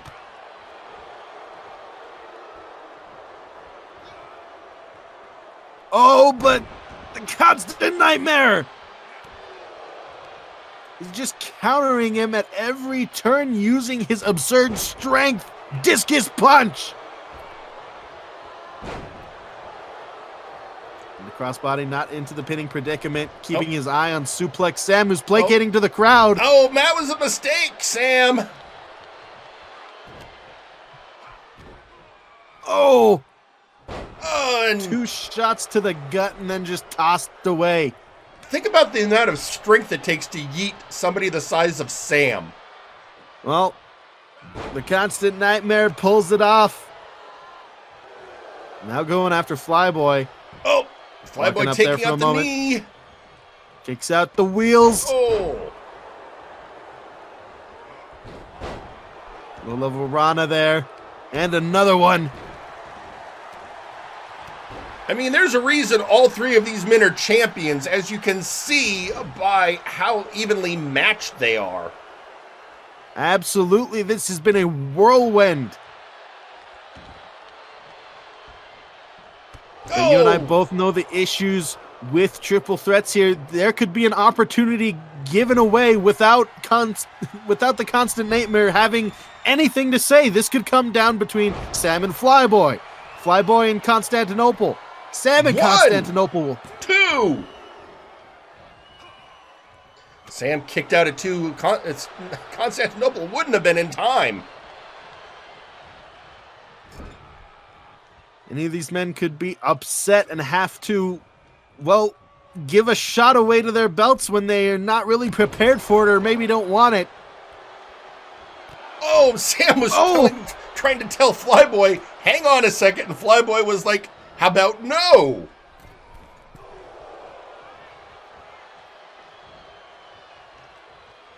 Trying to work things out with words here, but it's long past the time for words, Sam. And I think he understands what that. What the hell? Just tosses Wilson! What? Oh, God! Louis McDonald was coming. Remember, he's got that mystery in the bank briefcase. He can call in at any time for some belt, we don't know what, but Wilson... Was he coming out to cash in? Or maybe just a stopped by Wilson. And Wilson decided you look like a good target. Oh, not on my metal grating. Oh, Wilson, the backbreaker, and he's just stretching it out, the vertebra. Oh, Suplex Sam, here comes a trio of suplexes once again, 2. And 3, Sam with his eye on the prize. 1, 2. Oh, and a kick out. Still focusing on Flyboy here, but here comes Constantinople. We need to get security up on the ramp. Apparently Wilson has all done his damage. Louis is just lying there, and Wilson is headed back out again. Oh no, Constantinople and Flyboy teaming up on Sam. Both tired of his shit, it seems, but right back against each other. At least sending Sam to the outside. Trying to level the playing field here. Missile drop kick. Pull the bell again. 1, 2. This could be it. No. Constantinople just kicking out there. Expelling up some top. Valuable energy, however. Does he have enough energy to dodge this or reverse? He does. He tosses him off the top. Gut wrench.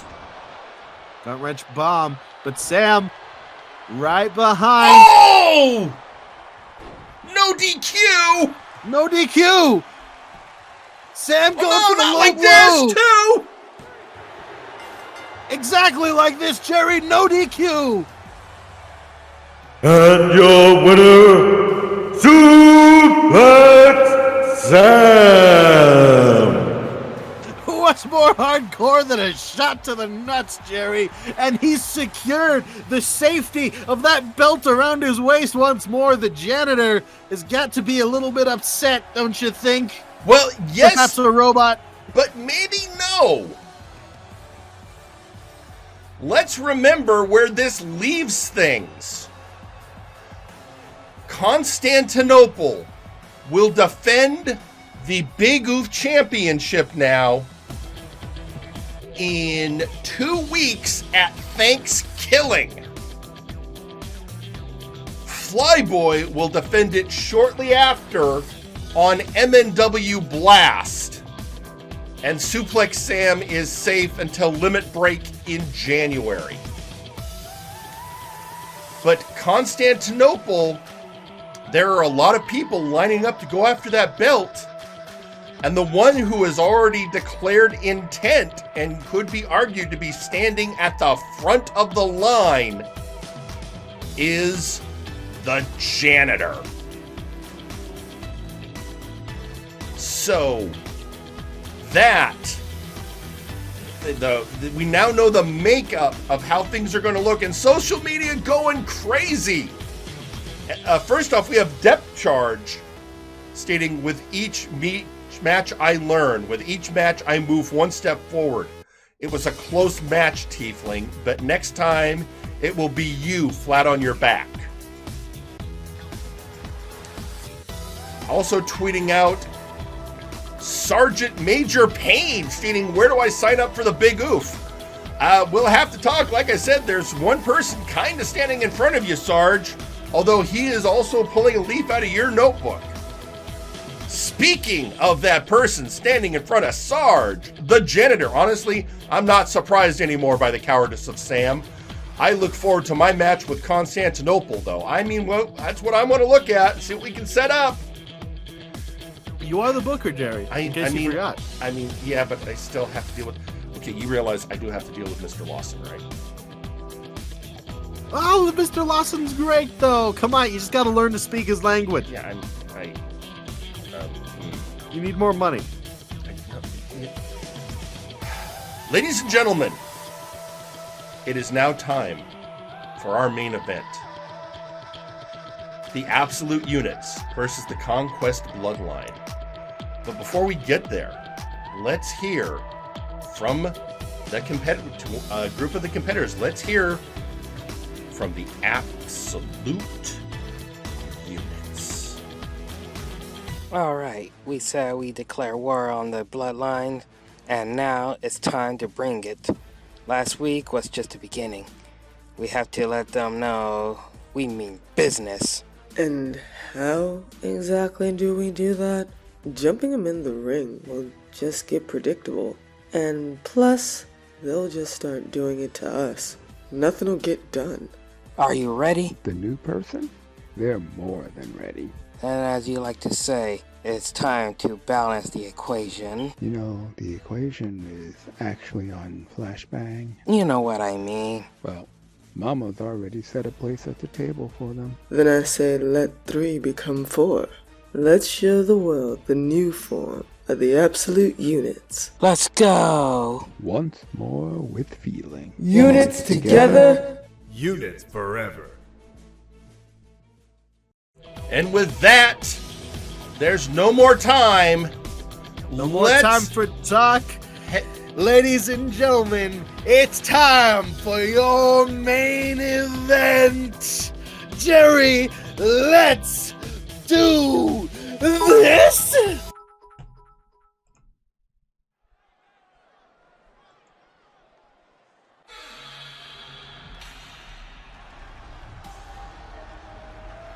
The following is your main event and is scheduled for one fall. Introducing first,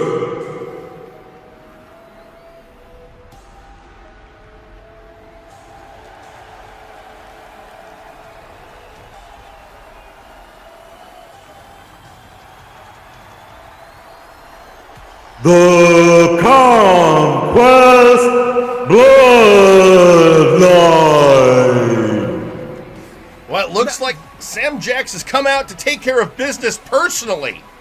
This is the trio you did not want to see, Jerry, and here they are. This is the formation of Conquest Bloodline you do not want to fight. Well, I mean, the other choice was going to be Lady Boots. Either or, at least with Lady Boots, there's some levity. There's, Lady Boots back at her shenanigans. But this is just terrifying. And not to mention, you know the one I have qualms with. You know the one. At least it's not chaps. He's not wearing the chaps. It's fine. At least it's not chaps. Here they but are. The Units got their work. Member. They got their... Yeah. They've been teasing that for a while if you've been paying attention. Well, here we're about to find out.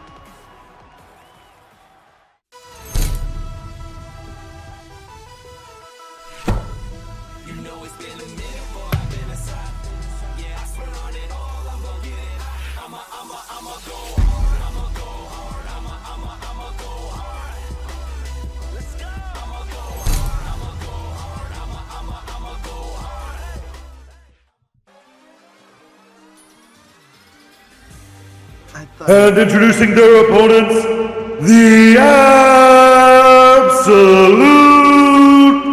Unit.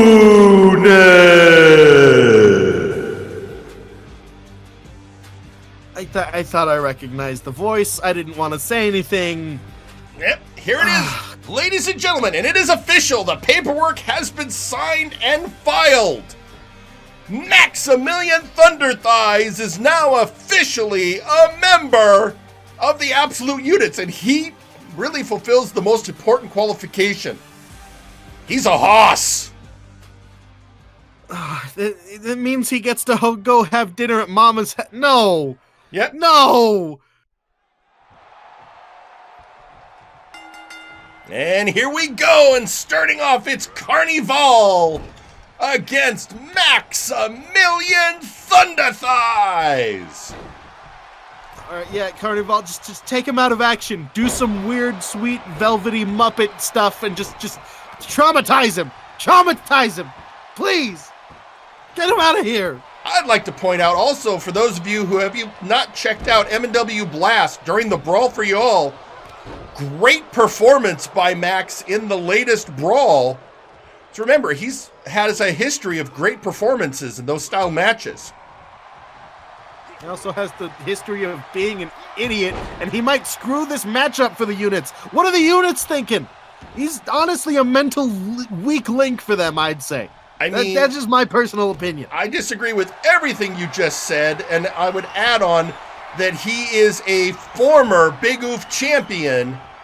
He has... Well, you're old, Jerry, so shut up.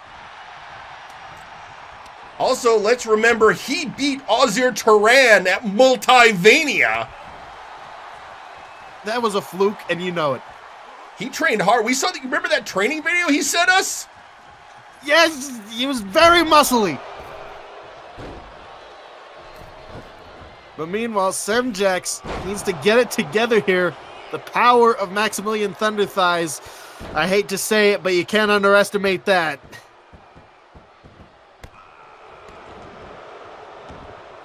Laying in the boots here. And in comes the Fortress. There you go. Forrest the Fortress Wade, the taxman cometh. And he warned us last week that he was going to work the numbers. He's definitely working the numbers because there's no one in the ring. He tossed Semjax to the outside. Did you see the murderous intent in the eyes of TJ the Mint Gable there? You know, this all makes sense. You remember back when Max was having a hard time and Mama Wade sent him the cobbler and Max could just taste the love. They could taste the love too. But apparently not anymore because Max is going to eat all of it. There's always more cobbler from Mama, I'm sure. Semjax just casually walking his way around. Oh no, and bringing Forrest is now in the blue corner, not where he wants to be, and he knows that he's breaking out. Oh, and dropping Semjax off of in the turnbuckle. Did you see he kind of met the eye line of Gorm there? I think that might have been a little bit of a message. Well, maybe he wants a bit of a taste. After they pulled the wool over the Goliath's eyes last week. Yeah, Gorm might be a little livid. I mean... Double axe handle. Name me a time he isn't. Lunch? I don't know.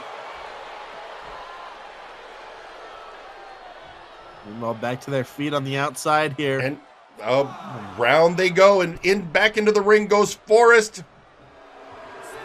Semjax very slowly follow and just sort of sits there. I mean, I know he likes to present himself as he likes to call it, tranquilo, but there's a limit, right? Well, maybe he has a plan. In comes Carnival. And the Mint. In comes TJ the Mint. Gable up on the shoulders of Carnival. Snake eyes on that top buckle.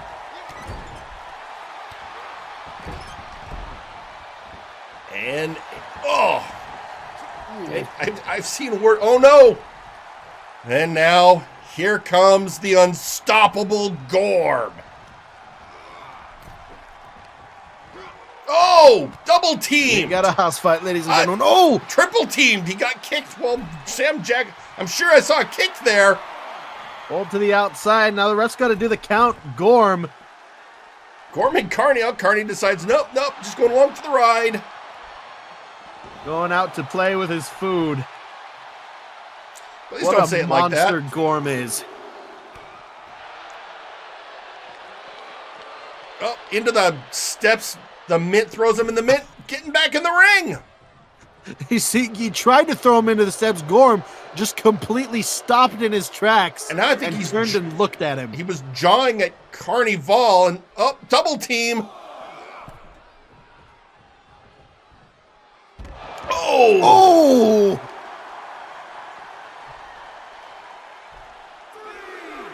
Straight on the floor of the outside, and there we go. Ow. Now into the steps goes TJ the Mint Gable.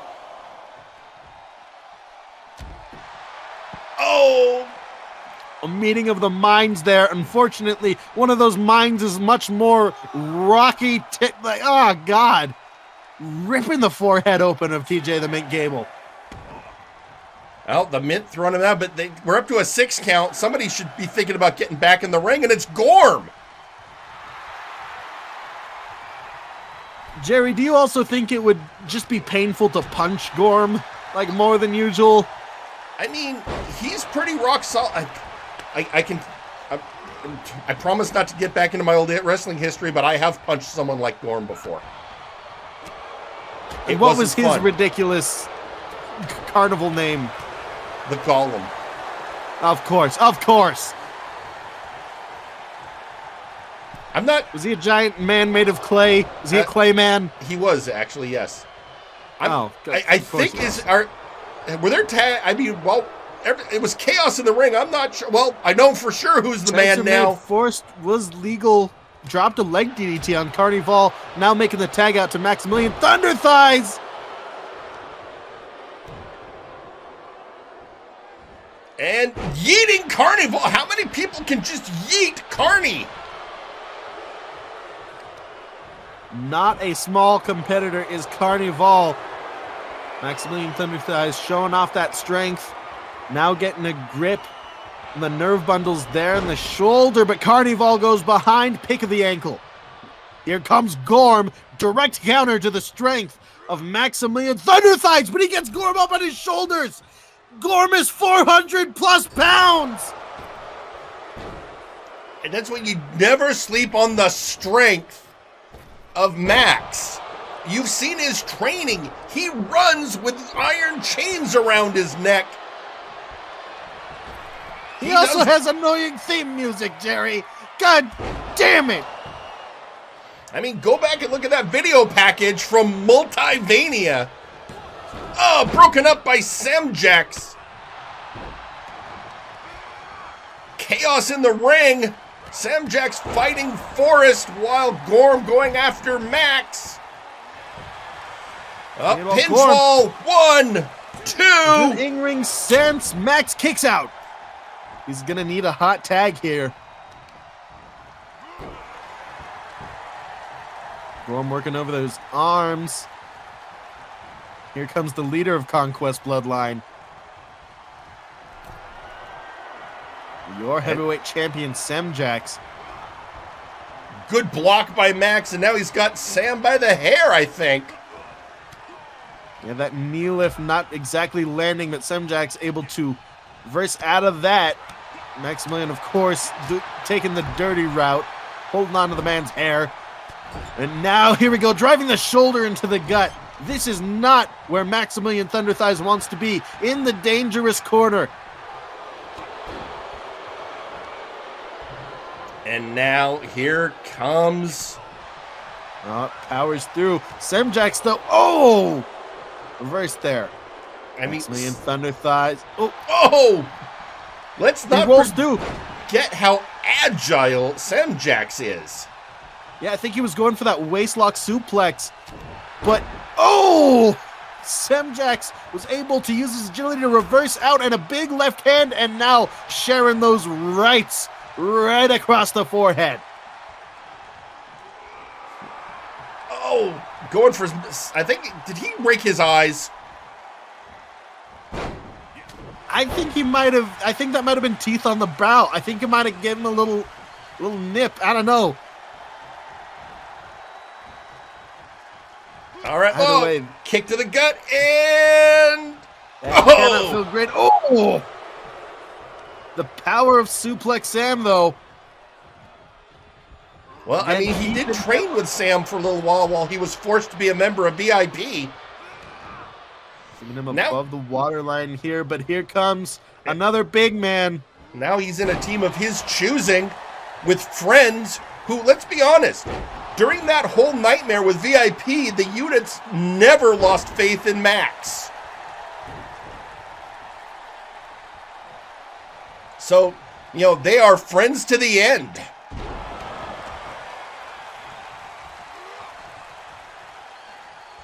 Unfortunate. Gorm taking Fortress to the corner. Fortress powering out, though. If there was any mortal alive who could counter the strength of someone like Gorm, it would be someone as massive as Forrest the Fortress.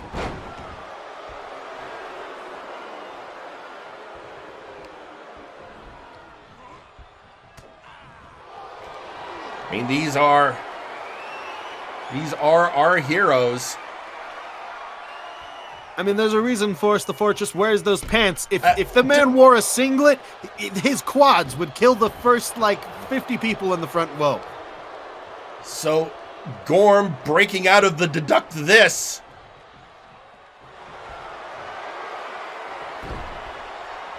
Oh, now trying to... Oh. Gonna break out. Both sides clamoring to get after each other. Oh! Yeah, that, by the way, was the other form of... well, that was Death and Taxes, I'm sorry, on the ground. Both men ready for a tag. TJ the Mint Gable. Here comes the Mint.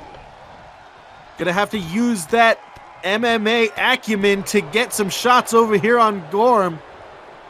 And with that Luthes press, I think he was able to do a really good leg pick there. And now he's got Gorm up on the shoulder. The power of TJ the Mint Gable.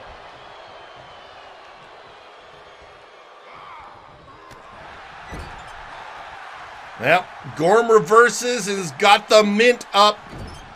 Yeah, hit him with that big boot. That was enough to daze him. Looking Maximillion right in the eyes as he hammers down blows. Oh, rising knee strike. Oh, he was going after Max, and Max countered. So even though he got TJ out of the ring, he can't capitalize. He's going for Semjax, who is just content to let TJ get back in the ring. He's got to be planning something, Jerry. He's standing there, letting himself get hit. He's got to be planning something, right? You know what? I think it's just safe to assume that Semjax is always planning something. Speaking of planning something, that reverse grip DDT. Oh! And the neck breaker. And in comes Carnival. He is a Muppet of a man. A very manly Muppet.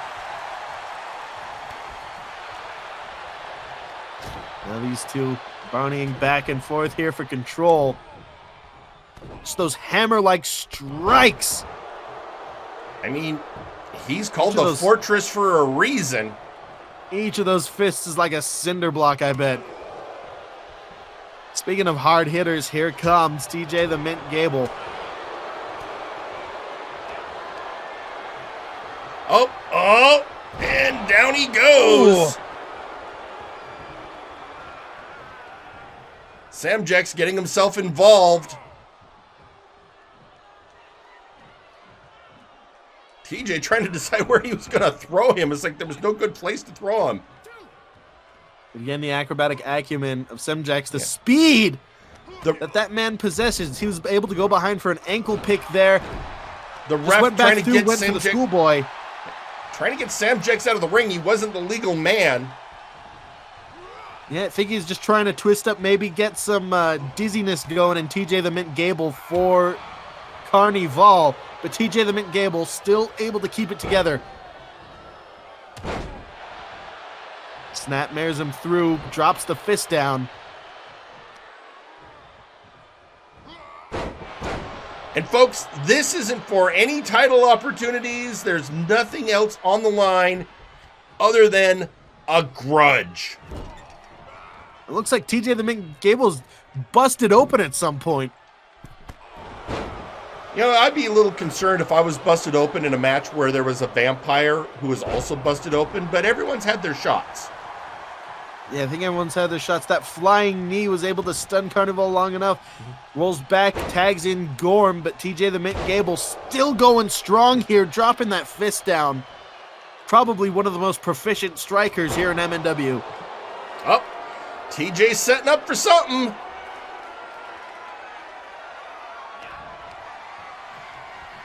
He has got that Kahalis on him.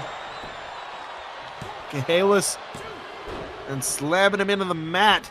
Broken up by Semjax and Maximillion ThunderThighs just kind of walking around him. Oh! TJ the Mint Gable takes notice, though. Doesn't take kindly to Semjax being in the ring. Sends him to the outside.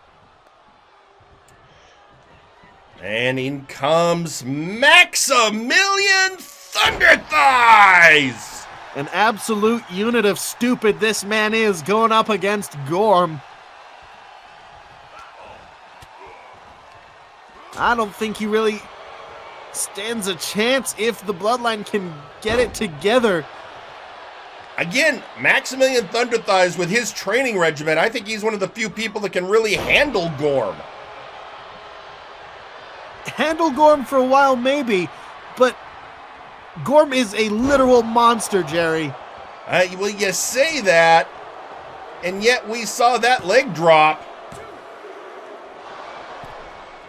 Kick out. See? Kick out there by Gorm. That was the ThunderThighs, by the way. I thought it was max damage, right? That's all of his moves, right? There's the max damage, and then the max damage. Actually, the max damage is a specific move. It's kind of like a middle rope crossbody. You're a middle rope crossbody. Anyway, Gorm taking control of the situation here, picks the legs, and slingshot up into Carnival's line of sight, and the elbow drop straight into the chin. Oh, and then a moonsault. See, what did I tell you, Jerry? He doesn't stand a chance. The cerebral nature of Conquest Bloodline. They've thought this through. You know what? I'm never going to count Maximillion ThunderThighs out. Although Carney is... Carney going up Force top. The Fortress Wade. And Forrest says, no, I don't think so. Simply sends him back over. Carney's got to regain control of the situation. Actually, I think Forrest was saying, I'm standing right here. He probably did.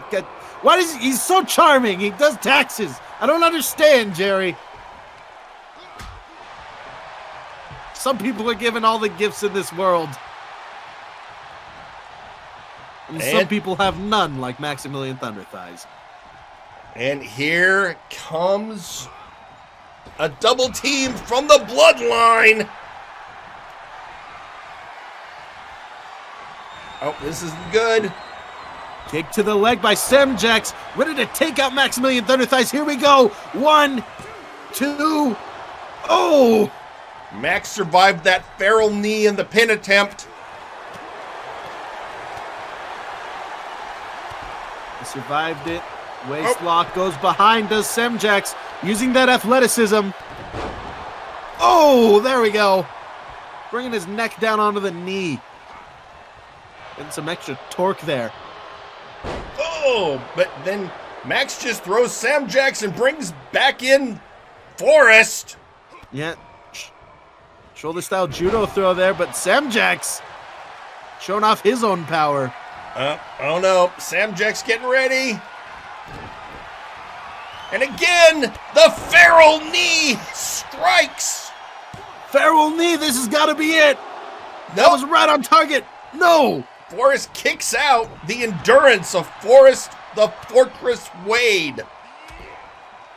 Yeah, how much longer is that endurance going to last when you're getting left hand straight from the face from the world champion, the world heavyweight champion, folks? You can't forget that. And in comes Carnival. You know, they are not just extracting payback for themselves. They have not forgotten what these people did to Zacko Duo. Oh!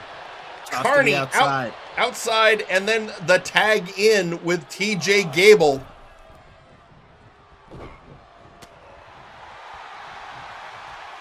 Oh! And Carney and TJ just exchanging blows. And back comes Semjax. These two lock up. He's gonna hang him out to dry. Yeah, garrots him up on the rope. And into the corner. Just double punch. They're just clobbering him.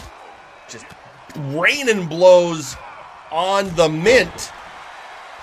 Yeah, and right on that spot where he's busted open, too. Look at those targeted strikes. I think he smells it. Well, I mean, he is a vampire. Blood probably is something he's very aware of. So in comes the far less bleeding Forrest Wade. Up, deduct this, slapped on. The deduct this, slapped on. Carney coming in to rescue his master. Or not Carney, Gorm. Yeah, Gorm coming in. Good distraction there. Semjax needs to recover here. But Forrest the Fortress sending Gorm to the outside. But maybe that distraction did its job. Semjax now taking control again while setting up Carney. Oh no! Muppets are weapons!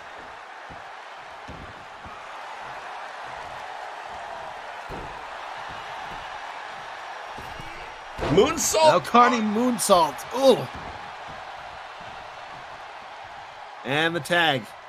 Tag in and in comes Semjax. Ladies and gentlemen, your main event has been going on for over 20 minutes. Oh, he's biting the fingers! Biting the fingers! Oh my god! And here comes Carney. I think the only thing than being bit on the fingers by a vampire would be a werewolf. Maybe a shark. Unfortunately, we have all three on our roster. I was gonna say, you're not safe from any of those here, Jerry.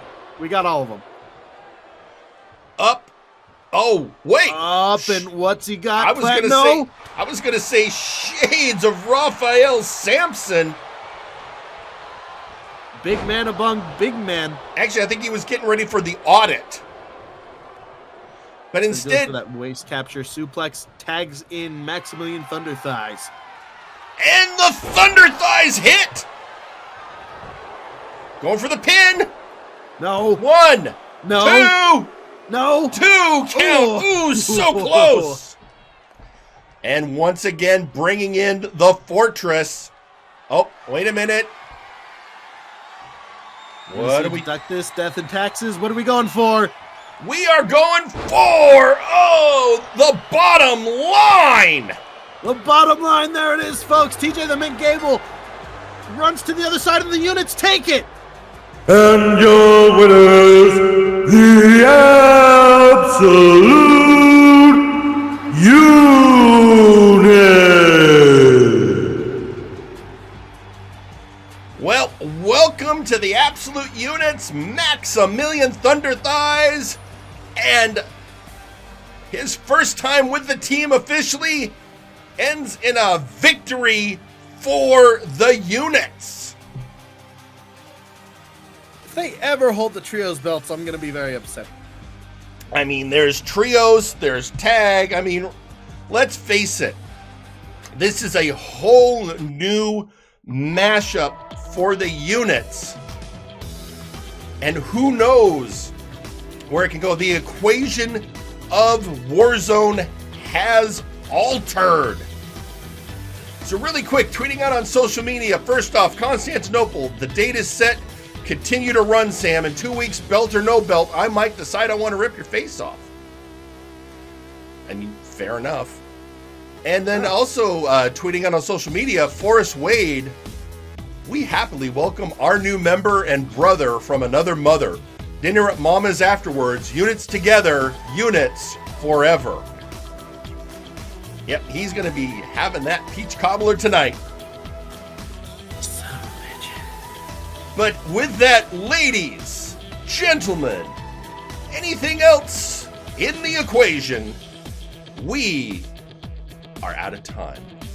And so, with that, for Pete McPherson and Michael Montoya, I'm Jerry Aldini. Good night. Buenas noches.